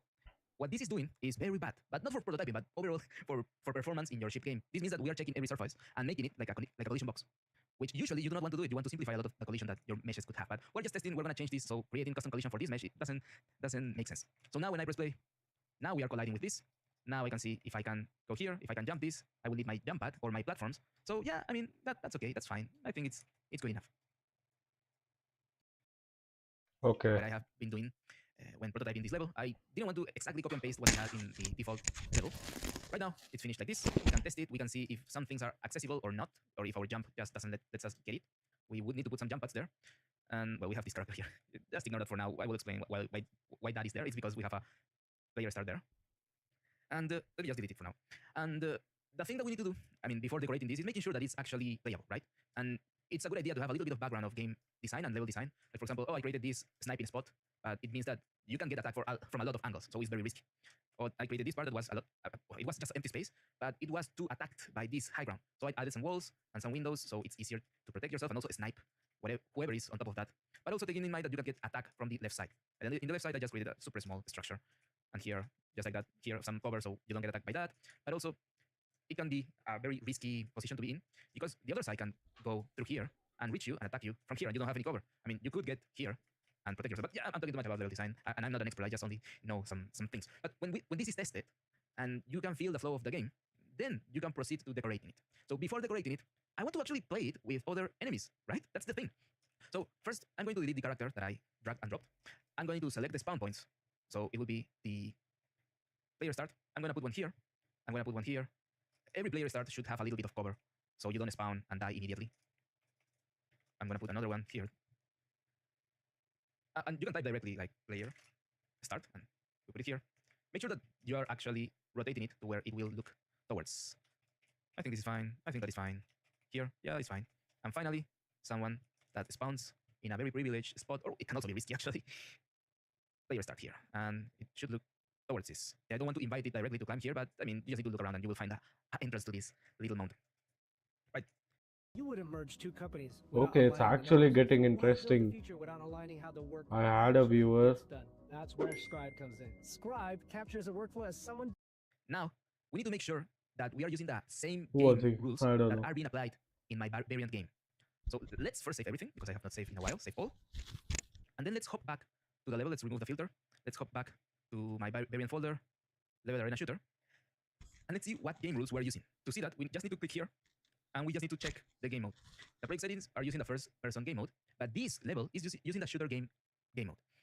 What is the game mode? The game mode is just a blueprint class that specifies the rules of the game. And between those rules, we can define the default classes that we will use in the game. For example, the pawn, which is the parent class of the character, we are defining that we are going to use the blueprint shooter character, which is my character. This means that whenever we play the game, by default, we're going to use the player start as a spawning location, and we're going to use the default pawn to spawn our player. Also, the player controller is the first-person player controller, and there are also a lot of things here in the controller. To explain a little bit more, whenever you play as someone, for example, I press play, and I am a character right now, a character that can pick up a gun and shoot. Right now, I'm possessing this character, and let me just run from these guys. I'm possessing this character. What this means is that every input that I'm sending, oh, I died. Every input that I'm sending is being sent to this character. So when I press shoot, then we send that input, that left mouse button, to my character, and my character starts acting and starts shooting because that's the input that is assigned to the actual action, Understood. which is just playing this animation, spawning the bullets, and doing damage. So what will happen if I press Shift F1 to get my mouse back, and I click here? We are detaching from the player controller, allowing regular editor control. So let's detach ourselves, and there is our character, which is currently unpossessed by us, the players. So the players, through the player controllers, we can possess pawns. And the character is just a type of pawn, so it's kind of the same. Kind of. Because the main difference is that the character usually means that it will be a biped type of character, and it will be able to walk, run, swim, etc. A pawn could be anything. I want a tank in my game, I want a battleship, or I want maybe a flying saucer. Sending to be our controller. Right? Level arena, no, this one, arena 01. And let's set up our game mode. Let's click here. By default, this game mode is being used, and the first person game mode, if I press play, is just giving me a first person character. But it's not the one that I need. So let's word override, and let's choose our shooter game mode. And now when I press play, now I have this character that has the hat that was being used before and has a crosshair. Perfect, we need weapons. Well, एक second.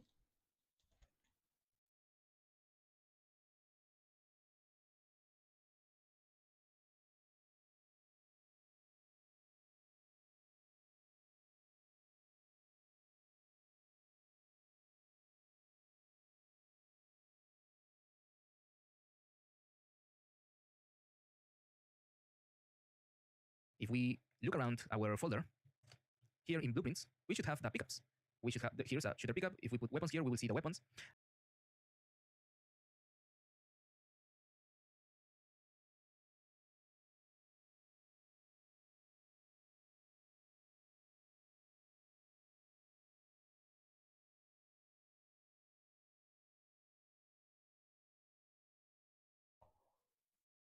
Okay. My dad was we can sus that he was thinking that I was playing games. So just drag and drop this here, and here we can set up that weapon type. So if we want a grenade launcher, a pistol, a rifle, let's just put a pistol near every spawn that we have in the open. Oh, oops, this is this is this one. Oh, okay, the enemies, and I'll put one here on top. I'll put one here, and I'll put one here on top. I'll put one here. I'll put one here. Your enemies are staying there. If they see you, well, they could try to do something about it, but they're not doing anything, right? They only reacted because they finally saw me, right? But they are not moving. Why are they not moving? Well, the thing about Unreal and the AI doesn't know where it's standing. It doesn't know that this is a wall or that this is a mountain or whatever. It doesn't know nothing at all. So what's the deal? Well, we need to tell them how the environment is looking like. To tell them that, what we're going to do is add a new volume. Here in the plus, we're going to go to volumes, and we're going to drag and drop a nav mesh bounce modifier. okay. This will create the nav mesh bounce and also a nav mesh recast. Let's just type nav mesh. That has more information about how this nav mesh will work. We don't need to touch this. We don't need to increase the bounce volume, right? And to do that is very simple. Just scale it. And to see the nav mesh in action, we can press the letter P, and you will see the parts affected by the nav mesh. Or we can visualize it, I believe, here. We can make it appear, make it disappear. We can make that landscape disappear if we want. We can show the collisions that my game currently has. So it's a very useful panel. So let's only cover our playable field. And this is what it's going to tell all the AI that are looking to move in the world. And here you can see that it's not reaching this part. So now it's reaching everything. And now our players, well, our AI players have the information to move around. Anything that is green, it's a possible movement location for our AIs. So let me press Okay, P again, and let me press understood. play and see now what's happening. Now they are moving, they are searching, and they want, oh, where am I getting attacked from? From top. Yeah, so now it is working. Now you can play the game. And I'm losing a lot of frames because of the collision thing that I told you here. Like, it would be even better right now. I'm at high, maybe medium. I can get away with a lot of things, but you may find some artifacts. But the important here is to test the gameplay, right? Understood. Do you want to become a front-end developer? With Log2Base 2, you'll master front-end concepts faster through visually engaging animations. Start with HTML to structure your web pages. Move on to CSS to style them beautifully.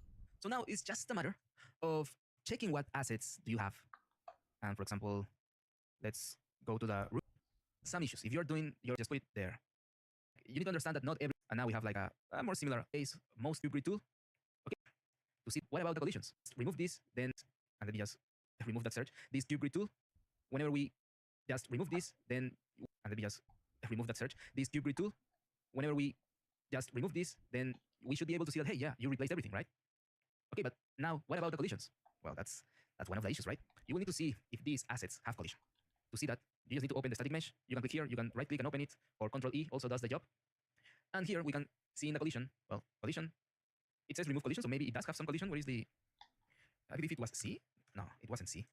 It was here in this I, simple collision, because this one is the one that I want. The complex collision, it will be like all the phases that this mesh has, which is not the one that we want. Simple collision. You will see that the collision has been simplified. And this is okay. Actually, this is great that these meshes already come with a simplified collision. Otherwise, we would need to come here, add a collision, maybe a box, and then start modifying this box to fit. We can add even 2 boxes, 3 boxes, but yeah, you could start modifying so it's kind of fitting your mesh. But because this already exists, great. If we want like something more custom, we can go to collision and we can use one of these, or we can convert boxes to convex or auto convex collision, which will give you a similar result than this one. We already have a collision, but that's usually how it goes. Otherwise, it's a lot better to just use one of these. Need to mention something, then I'll just post the video, mention it, and then continue with the speed up version. And after a few hours, this is what I have. It may not look like much, but for me, it has been a lot of work. And I created some bookmarks of certain locations that I wanted to pay special attention, right? I mean, this is like to know it, it's something, level creation, that as long as Oh, it's great. now, It's gonna something that I turn wanted out to great. mention right now, because it may have already happened to you that you opened your level and when you close it to take a break or come back, or maybe you came back next day, you may find that you have nothing here loaded. Well, you need to specify which areas you want to have loaded in your editor when you're using a word partition enabled map. Now, to know which areas we can load or unload, what we're going to do is here in window, word partition, we're going to select the word partition editor. And here we will find the map that we have created. If I want to load everything, then I just need to select everything, right click, and we can load the region from selection. And now I have the map, the whole map. If I want to unload, then unload selected region, and well, it has been unloaded. Now, this part, because we have our nav mesh bounds, and I mean, we could force it to unload it, but Unreal knows that we're working here, so it's not unloading it. So if you really wanted to unload everything, I mean, you can select everything, unloading this. Now, the minimum. The next thing we're gonna do is get rid of this gray that is plaguing our landscape. So we're gonna create a landscape material. To create a landscape material is very similar to a normal material, but there are some steps that we need to take in order for it to work. So first, let's just go to our folder. This is not a platform. Let me just create a new folder called landscape. It could be materials, and inside of it, I could put landscape, but I want to keep it simple. Right click here.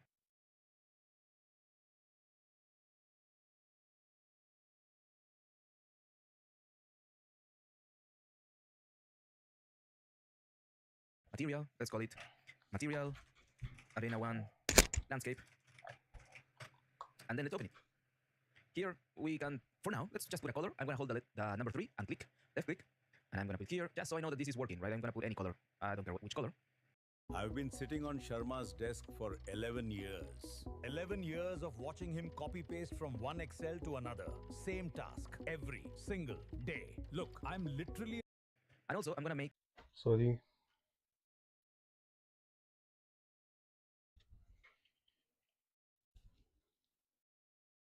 an instance of this, create a material instance, and just call it like that. Save it, and we're gonna assign that material to our landscape. Easiest way to do it, just either click here and search for this one, because the landscape has different sections, and I want to assign a material to all of them, so click on this one. You can do that, or you can search it here. Both of those ways work. And let's search for the material. This is the landscape material. We have our material selected, and we can put it here. Right, so it is working, and it's hideous. So let's fix it, okay? First, we don't want the color here. We want a texture. So we need to get a texture from somewhere, right? Again, we're going to use Fab for this.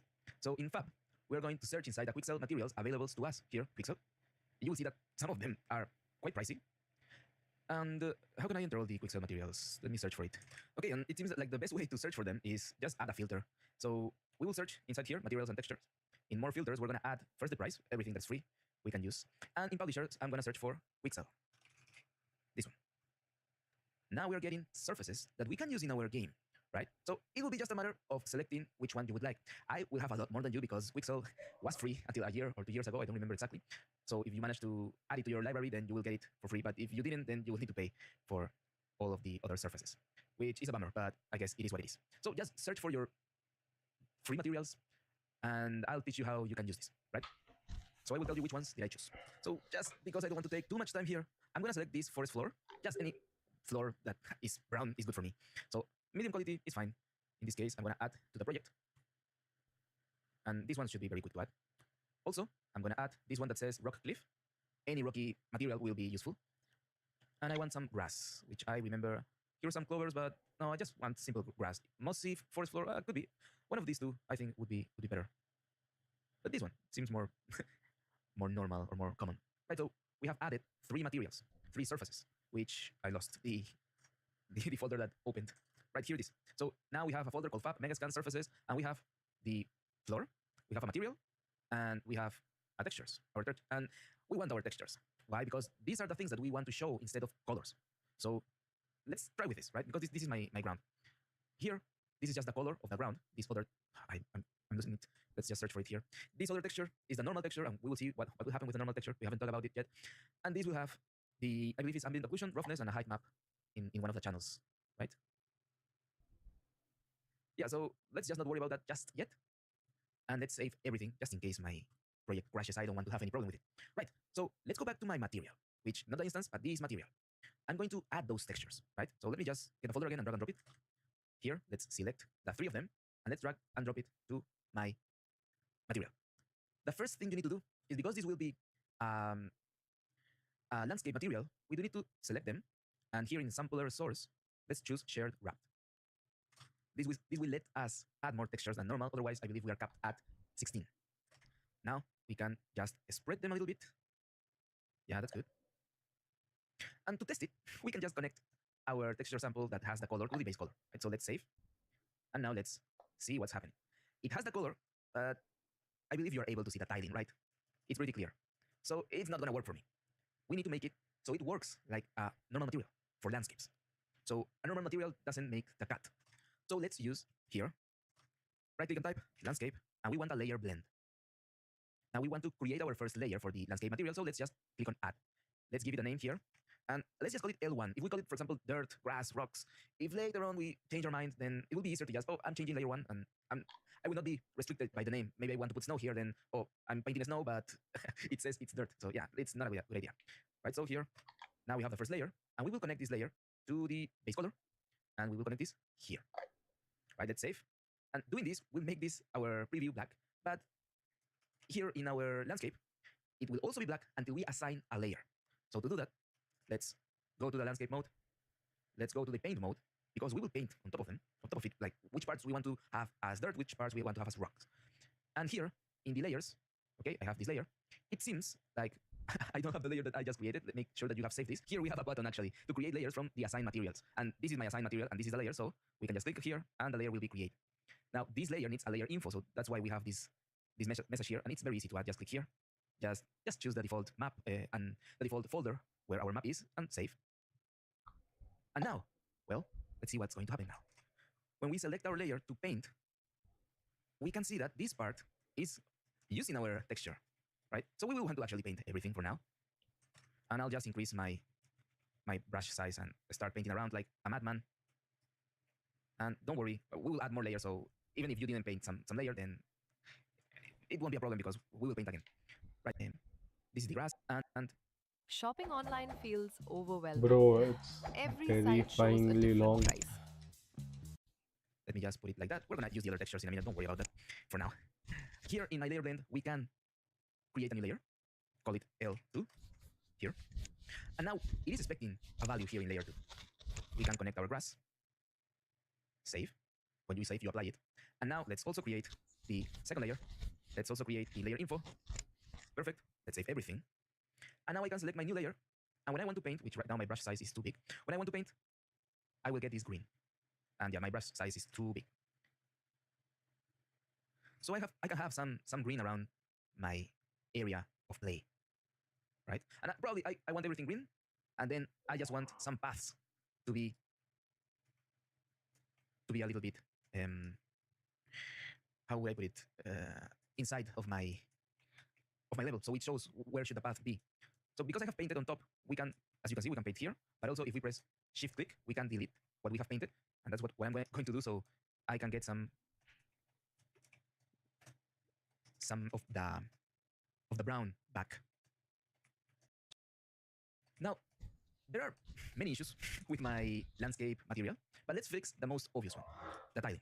You can easily see that it is tiling not exactly quite right. So let's fix that. We will go here, and we will manipulate these UVs.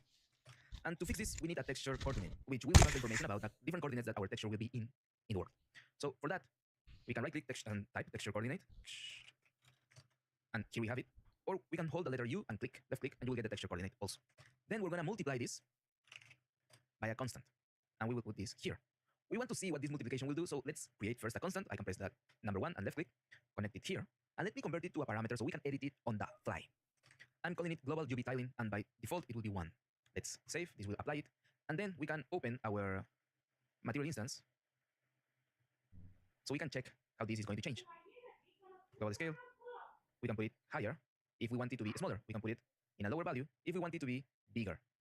And this will actually break the tiling a little bit because you will need to be very far away in order to know that this is tiling. So here, you don't really notice, right? So yeah, I mean, 0, let's put it at 0.3. That would be a good value for me, at least for now. Now, the second issue with my material, my landscape material, is that it's just a texture and it's a very flat texture. I want to add the normal. The normal, which is this texture, let's just double click on it and let's see what's happening here. You will see like a holographic type of image. This normal has the information of how the light will react to certain parts of this texture. So if we remove, for example, the green, we can remove everything actually. We can see how the light will affect us from the front, from one side, and from the other side. So, I mean, it's a little bit weird, but that's just how it works. Now, to get it to work, we will need to copy and paste this and put our layer like this. And yeah, I just need to connect this here and then here to the normal. Let's save it. And I can connect the normal of my second material like this. Save. And now, you will see that it's no longer completely flat. You see? Now, that's pretty good. And not only that, it also works with my... I can teach you code in Python in just 30 days, even if you've never written a single line of code before. How? Simple. In my grass. Okay. And if I only wanted some patches of grass here, for example, or maybe in this part, I can go here and start deleting the the previous part where I painted like here, because you can see that it is blending, but maybe it is too strong for me. So some parts I only want it to be grass. So I'm just with shift click removing some of the dirt. Right now, what is left is connecting the ambient occlusion and the roughness, which this other texture will give us. This one will be the height, but let's just not worry about that just yet. And you will see that, hey, this will mean that I will need to copy and paste everything here, and it will be a mess, right? So no, you don't need to do it like this. Let me just delete this. Let me here create our new node will be make material attributes, and here I will add a base color. Here I will add the normal. The first one will be the ambient occlusion. The green channel will be the roughness, just like that. And now from here, this I'm going to put in the layer. It's giving me an error because, well, this is connected to here and this is connected to here. So let's just remove it. And this is the same information that we have here. So to use that, we could break the material attributes and connect each pin to each other pin. Or we can click here and we can check this that says use material attributes. So now we can just connect it directly. And I'm going to do the same. I copy this and paste here. And this will be the base color. This will be the normal. So I have to remember every decoding. This is 40 bucks. This will be the ambient occlusion. This will be the roughness. And I will connect this to the layer one. And one thing that I was forgetting, well, you guessed it, is the UVs. The UVs need to be connected to every every input. So we are modifying and actually scaling the texture coordinates here, right? So again, it will be a pity if you just do it like this because it can get very messy. So what I'm going to do is create a named reroute, and I will call this global UV tiling. Now this global UV tiling, I can call it from everywhere. So I can connect it here, here, here. Let's just copy and paste it here, here, here, and also here. Now we have it like this. We can put a comment here, just so it's easy to know that, yeah, this part is for the global UV tile. Right, so let's save. It's going to wait a little bit. And now we can see actually how it's looking in our level. And this part that was not tiling that well, now it's tiling better because we fixed the UV issue. So pause the video and also do the same for the rocks. So as you know, this is how it should look with the rocks. It's the same as the other ones. Now, you can also pause the video and create a layer in the landscape. And this is how it should look like. Don't forget to create the layer info. And now, when you paint, you will get this rocky. And yeah, we have that value of our dirt. Let me just remove it completely so we can actually see the rocks. And there it is. More rocks. If you just create a tiling for that, this is a global type of tiling.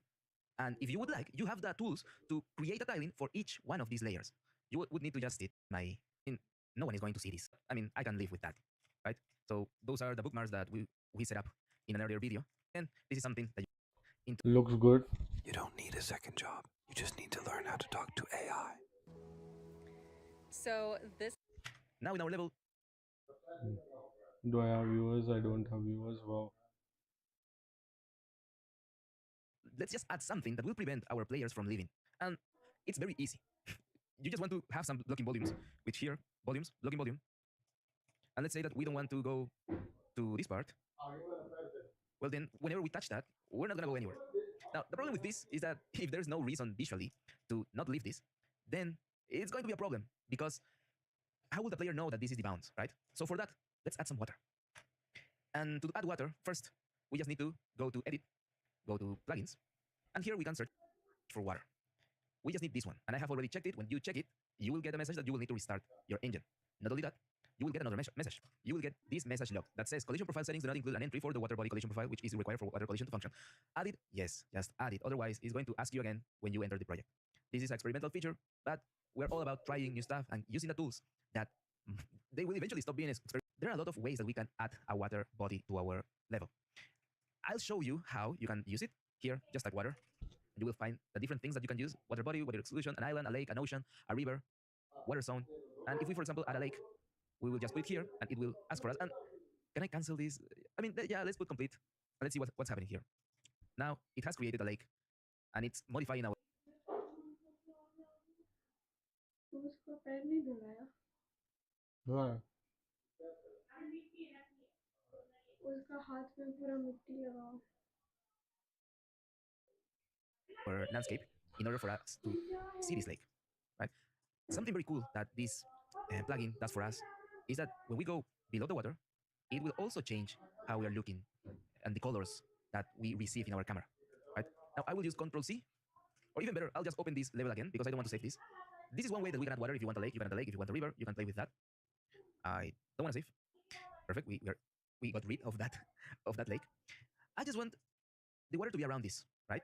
So I don't need a lake. I don't need an island. I just need to fake it a little bit. To do that, Okay. we're just going to add a plane. Basic, no. Yeah, shape plane.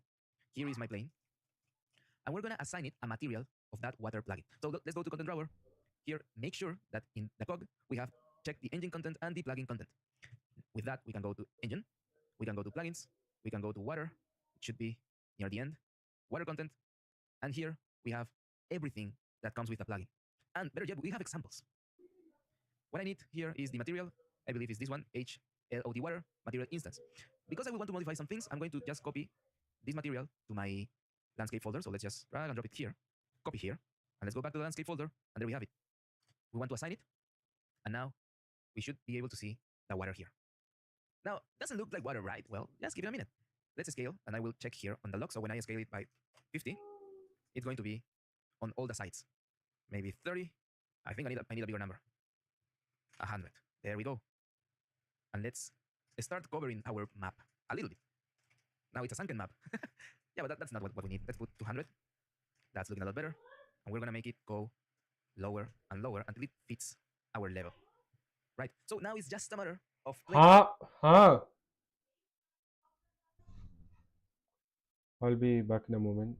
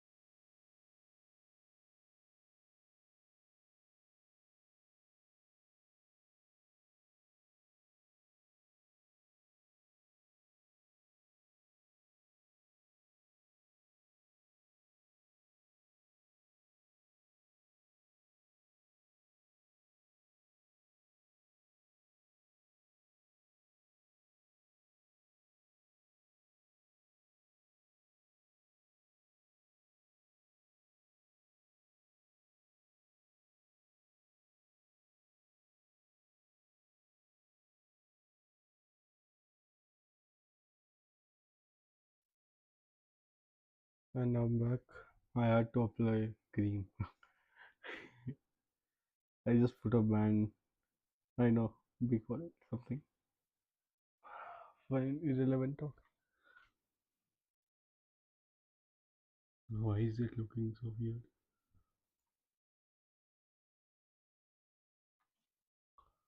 Let's ship it.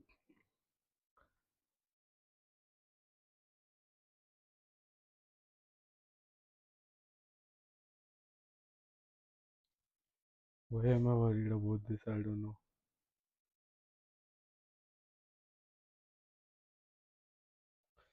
Okay. I have a concurrent viewer though. I don't know who is it.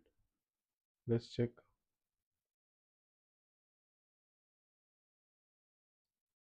Who is it? Why?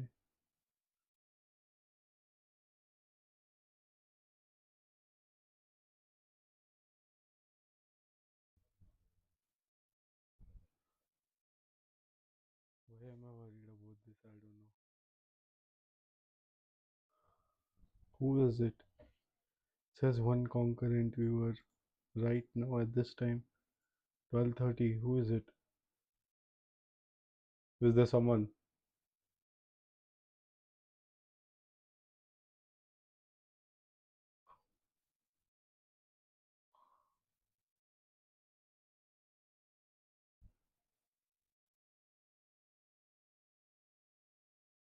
Okay, 0. No one is viewing. Fine.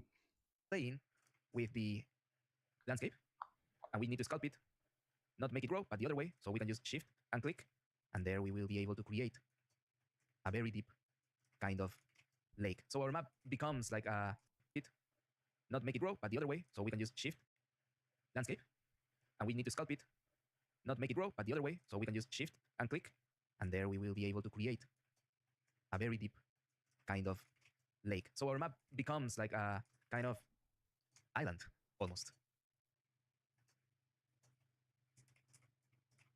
Right, so things where maybe I would want to, for example, I don't want to for this to go, for my players to go through here. So I'll just add a little bit of water there. Yeah, not bad, right? And it was pretty easy. Now, because, and let me just make it a little bit deeper here, just so it looks more menacing. If you want to feel more confident in your ability to use your time, your most precious resource. Right now, my player, if I just play and go towards the water, I will be able to just go through here. It's a plane after all, so I can actually go and just step on it. So it will be a good idea for us to start creating those blocking volumes that I was talking about. Oh, and okay. yeah, let's do that. Let's do that. And we can also remove the collision from this plane, which right now I don't know why I can't select it. Maybe because it's a translucent type of plane, but we can search it here. Plane. Anything that we don't need to collide with, it's very important to just remove the collision. That's a good thing to keep in consideration. Water bodies, I do not have that cool feature whenever I go under the water, but my player is not supposed to go under the water, right? So let's just add some blocking volumes, right? And I will do the same. I'll just pause the video. You know the process. I'll just add a blocking volume. For example, here, I'll just scale it. So you cannot go, and maybe I rotate it a little bit, just so you cannot enter. And if I play from here, I will try to go that way, but there will be a blocking volume blocking me. So I'll just pause the video and show you how my map is looking like. And here it is, my level with a lot of rails. Well, except here, whoa, I didn't notice there was there was something there that was missing. And it will be easier to know if your collisions are working if we just use the visualizer. So the visualizer works like this. Here, instead of lit, we can put a lit if we want. We'll get better frames there. But there's also player collision. So now we have a very good idea where could a hole be.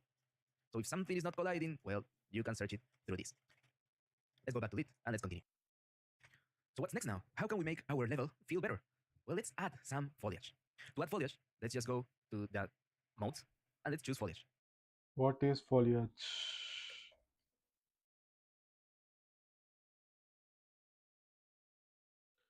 Oh, leaves and branches. Here, we will be able to paint some foliage, select, and move around on whatever we want. But we need some foliage here. The asset pack that we added, which was the Paragon props, I believe there's some foliage here. So we can search here for foliage. And there we have it. We have this, and you can look around and see which kind of foliage them. And I'm just going to paint, I want this 5 foliage, and I want to add it here. Then I'm going to enable all of them. And I'm just going to paint around. Whenever you paint around, boom, foliage. But it's too much. For sure, it is too much. We just need to change the density to something a little bit better. Maybe 0.02. Yeah, that's a little bit better. And also, my brush size, I don't want it to be that big. So my foliage will be just like existing near some patches of grass that I created. And you just need to just make sure you don't add it anywhere, otherwise you will get something like this. Although it looks kind of well, actually, if you just, I mean, yeah, it's not bad, actually. I kind of dig it. Just so it doesn't, like, too clean. It's not looking too clean. Now, the foliage, and I will leave it here. I will, again, add maybe a montage of me doing this.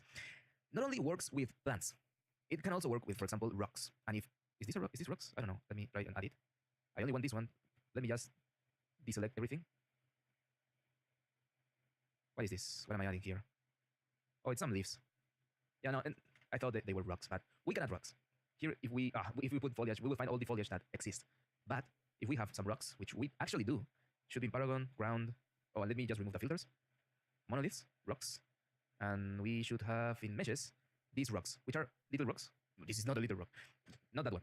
This one, okay. and this one. These three.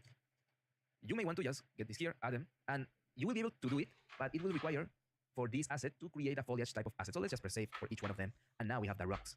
And now we can just play around the rocks. And you will see that they are created randomly. We can make it maybe more dense if we want a part that I want a lot of rocks. And I'm going to erase a lot of them here because I only want to add some of them. And these ones are, and the time lapse of me adding all this. Oh, and forgot to mention, don't forget that you can modify how these spawn.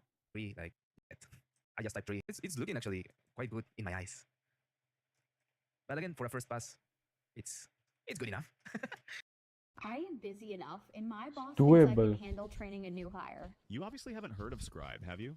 Scribe? Let's finish the playlist, I guess, and then we'll start the development. Let's get rid of the classic Unreal Engine game look. Right now, our lighting is just the normal one, the default one. Any game made in Unreal can have this light, and by default, they have this light. And it's not good. It's really not good. So I'm just going to show you a simple setup that you can tweak to your liking, right? We're going to use post-process. And this post-process volume that I'm going to add to my level is very simple to add. We're just going to go here, search in visual effects, and here, post-process volume. A post-process is something that will happen after everything is processed, as its name says. It means that if I'm seeing this color, this bright color here, and I'm seeing this other bright color here, it means that the rays of light have come here and bounced. And well, they have bounced directly to my camera, right? And depending on the bounces, the different types of bounces, we will lose some light and some shadows will be created like this one, right? So this gets less light than this zone. After everything is computed and calculated, then we can add an effect, a post-process effect. So let's go back to the post-process that I have added, which is this volume. And here, when you select it, you will have a lot of things that you can change. And you can add a lot of stuff. We can increase the temperature. Let's say we do this, for example, and we bump it up. We're not seeing anything. Well, the post-process right now only affects the part inside this volume. So if I go inside it, then I will see how my post-process has affected the overall look of our project. What happens if I want to affect the whole map? Well, we just need to search for a property called unbounded. Should be at the end. You can type unbounded also. If I cannot find it, then let's just search for it. And this is the one that I want. Infinite extent unbounded. If I click on it, now it won't matter if I'm inside or outside of my post-process volume, we will still get the effect that we are setting up here. I'm going to remove the temperature because that's not the one that I want to change. We can just leave it like this. And what I'm going to change is here in the exposure. Instead of our exposure, I'm going to click here and I'm going to select manual. Now you're not going to be able to see anything because now we need to change this exposure compensation. And you can play with the values and see which ones do you like. The one that I liked, I believe it was 10. Now it's a little bit different. It's a good idea to always be checking between your current changes and the last ones, and how did it look before adding this exposure, right? You can enable and disable this post-process here. Right, so these are some minor changes that will actually help you when we start tweaking more things inside Unreal. Now, other things that we can add here with the post-process is adding the classic lens flare. If we go here, there is a lens flare, and you will be able to see it if you look towards the sun, that it's here. If you cannot see it, it's here. So let's just look at it. We can enable the lens flare, and now you should be able to see a little bit of it. Very cool. We can bump the intensity if you like. Maybe, I mean, one for me, it's fine. You can change the tint, the bokeh size. You can play around a lot of the settings that we can find here. With that, I believe that's good. The sky atmosphere. You can search here, sky atmosphere. You will be also able to find the skylight here, the sky atmosphere volumetric. Use that because it's taking a lot of, let me just click here the scattering scale. And the value that I was playing around, I believe this will look sphere. And let's change this value, the scattering scale. Again, you can play with it and see how this will look. And the value that I was playing around, I believe it was 0.098. Like that. Next. And also, it would be a good idea to, before doing the changes again, like, This mice scattering looks good for the let me just darker return this. look. Let me go back to my post process. Like choose a shot, for example, this one, and I'll just disable this and take a screenshot, a high resolution screenshot. So to do that, you need to go here to perspective and scroll around and find high resolution screenshot, and you will get this window. And I do want to have the viewport scalability set to epic because it's just a screenshot, so I want to know the result, the ultimate result, right? So here, I don't want to see the volumes, so I'll just press G. So this is the game type of view that you will get whenever you're playing your game, and click on capture. This will take a high resolution screenshot, and here, when it finishes, it's going to pop up where it was saved. So here it is. Here's my screenshot. This is how we started. And now, let's enable the things that we have put. Let's press G again. Select our post process. Let's enable it. Where is it? It's here. Select my sky atmosphere. Let's go back to the MIE scattering scale, and let's put the value that I suggested. Again, you can play around with it. It's up to you how you would like it to feel. Here, scale 26. Just like that. And then we're gonna play around with the extinction mark, which I created by just got to. Yeah, that's my bad. That's my bad. I forgot to enable my to press G. Now we can capture it, and then I can press G again to have everything back to normal. Right. So normal shot, changed shot, and you can see the difference. It's night and day. It was directional light. We are gonna search light shaft. We're gonna enable them, and now I think we also need to enable this, and this will give us some God rays. If we look directly to the sun, we get this type of effect. For sure, right now it's too much, right? But we can tweak the bloom effect to something that we would like. But now it's feeling a lot different. And also we can change the bloom speed. We can modify a little bit of the mask, the range.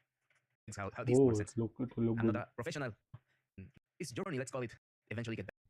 Designing on a tight budget? Order free samples or small quantities directly from the NXP store. Start by clicking Store in the main menu. My YouTube crashed. Wow. My Opera crashed for some reason.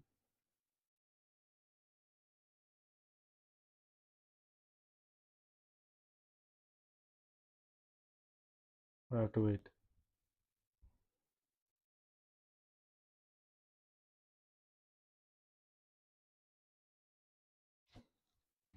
Search by product name or part number. Click Free Samples for up to 5 parts, or Add to Cart for larger quantities.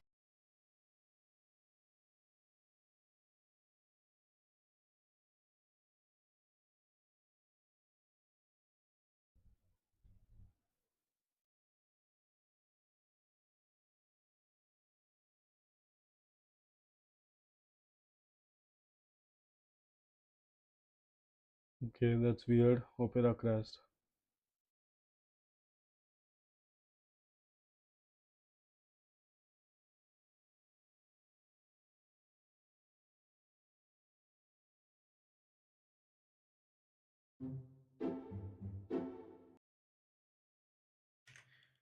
To increase the quality of our map, we can start looking at the little things. For example, our landscape. This could be a little bit better.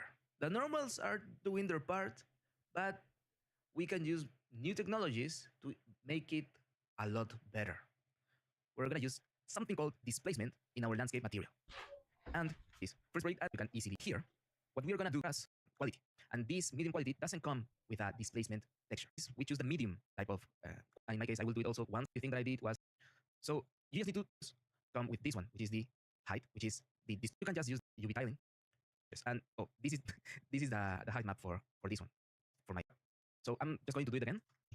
The textures, it's here. Textures, do that. Right, this page be 15 night, I believe it's called. We need to do. It's going to prepare the shader, and here's our displacement. It's horrible, right? Yes. And now we just need to wait. It's going to prepare the shader, 0.15, and save it. Horrible, right? Yes, it's horrible. It will be fine. Now look how it's been displaced. And if I put my camera here, it's not looking that good, right? But my camera will never be here because it's a first-person shooter. So now I'm getting a lot of lights, interesting shapes, interesting shadows that really makes it a lot different. So if I press it like this, again, I can take a new picture just to know how everything is progressing. And again, I encourage you to always be taking screenshots. And let's see the difference. We have this one, and now you can look at more details in the ground. It's not so flat. It's pretty cool, Actually, right? okay, We yeah. have like 30. So you just mentioned that you want to learn Python. So do not learn Python in manual way in 2025 because learning Python in manual. I want to address our backdrop, our mountains. I mean, it's fine for a first pass, but it's like messing with the overall look of the level. Like, you know that this was done very, very fast. Right? So I'm gonna teach you how to use the erosion tool inside Unreal Engine. Now I want to show you how to use the tool, and then we will apply it to this map because there are certain considerations in the map that will make it not look that good. First is the way that I created the hills. I mean, sculpting them is how you should be able to create it, but I need to sculpt them a little bit more. Why? Because the shapes are not that interesting. For example, take a look. If we create a new level, an open world level, take a look at how these mountains are created. They look nice, right? Well, let's just get a little bit closer, and you will see that it's not just a bump. It's a bump, but then we are, or well, they have refined them a little bit by pushing down certain parts of the Yeah. landscape, right? And what this does is it's going to create very interesting shadows. Now, how will this look with some erosion? That's what we're going to see right now. This is a new tool available to you, and to use it, well, let's just go to landscape. We can sculpt the landscape if we want, but we don't want to do that. We want to manage it. Then we want to click on blueprint. Now, on the brush, we want the erosion brush. So after we select it, and it may take a little bit, we will click here. But before clicking here, I will create a new layer, just so this erosion thing will happen on a layer that we can disable. So let's just create a new layer, landscape edit layer. And now with this brush, I'm going to click on my landscape, and it has been added here, right? I will be able to see all the properties if I just remove my search. And what we're gonna do is here, just look towards launch erosion timeline, and we just need to load the settings, right? The default settings. I think we can create more presets, but let's just learn how to use the tool first. So just load the settings. This is the passes that it will do. And now we can close this and simulate the erosion. You will see the particles that are going to drive this erosion thing. And it's going to start creating the shapes for you. So let's just give it a little bit of time for it to finish. Almost there, and it's always fun to see the erosion working. There we have it. Remember those interesting shapes? Now they're a lot more interesting because it is following like the natural erosion made by maybe rains or dust. And it will look very cool. This is how it looks with the erosion. We can disable the layer by just removing the visibility. This is how it looks without it. Now that's pretty cool, if you ask me. So Yeah, it does. The thing about my map, if I just do this, I already did it. It didn't give me like, wow, what a result. Because of the way that the shapes that my mountains have, and also because my map is a little bit small. Oh, and I hadn't noticed this patch that doesn't have anything. So I'll just go to landscape and paint some rocks there. Yeah, there we go. Now it's better. So what can I do about it? Well, first, we can make it a little bit bigger. If we go to manage, and we can add more quads here. And what's that? Let's click on select. We can click what this have. There we have it. Now I'm gonna add more mountains here in the scope. Just so a lot of things. So let's paint and remove this part. The sculpt. I'm gonna subtracting some height. For example, denture, which create of erosion graph. I'm losing a lot of the parts that are visible. Like, you don't want to worry about these parts because no one will see them. So why waste time with it, right? Now let's just add that erosion. The thing about erosion, and this is something that it would have been a good idea to do at the start, is that it's going to change the height of a lot of things, especially our playing field. So we will fix it. Don't worry. Let's go to manage. Let's create a layer. Do not override your own layer. You can call it erosion if you want to check whatever you would like to do here. And now I'm going to go to blueprint. I'm going to use the same steps. Erosion, click on the landscape here, launch erosion timeline, load the settings, and simulate the erosion. And it's a super small map. So yeah, this will be quick. I'll just pause it so you don't need to watch this. Or, well, it's done. Now it's looking like that. And from here, now the shapes are definitely different. Now the problem right now is that, as you can see, my beaches were eroded too much. So we have lost a lot of playing ground. And that's a thing that we need to fix, right? But as a first pass, let's go back to the selection. Let's do the same thing as we are always doing. Press G, press, where was it? Here. The high resolution screenshot capture. Let's check how now this is looking. We started here. We changed some values with post-processing. We added a nanite displacement here. You can see it in the ground. And then we changed the shape of our background. I mean, it is looking better. Like, what kind of mountain is this, right? Yeah, it's definitely looking better. So the last step will be to fix the eroded parts of our playing level. And to do that, I'll just show you how to do one part and then pause, and you can do it on your own. Just create another layer, because if we need to disable the erosion, it would be a good idea for this to for us to be able to disable the changes that we do because of the erosion. So let's just create another layer. With this layer selected, we're going to go to sculpt. And now we can, for example, oh, this is a good height, which I think it is a good height. No, it's definitely not a good height, right? Or it is. I don't actually know. But let's say this is a good height, right? Flatten. And we will just try to get it up. And let me just press G again so I can see the limits of my level. So now everything is being flattened. So you will do that, and then it's a good idea to try to smooth this, so it's not like too harsh, right?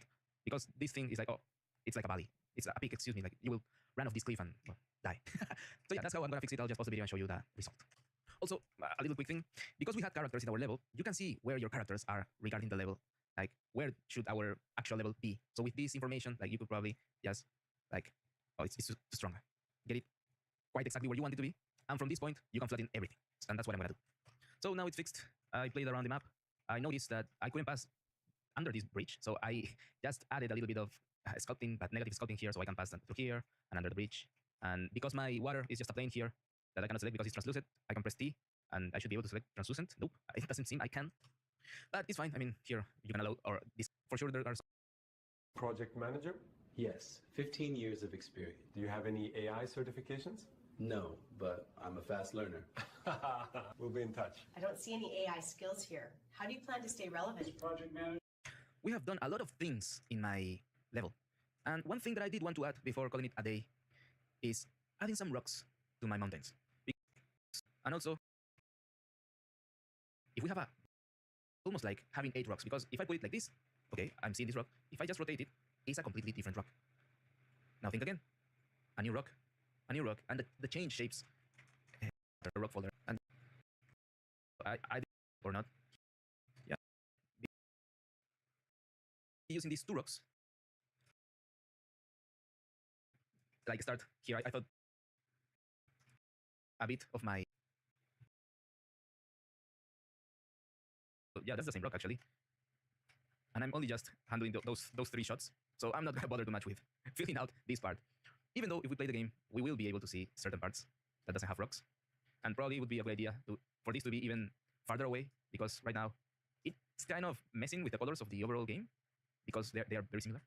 And that's something that we can edit on either on the material, more here in editing. Might make it so the background is not that easy to be seen, so it doesn't collide with the colors. Otherwise, it's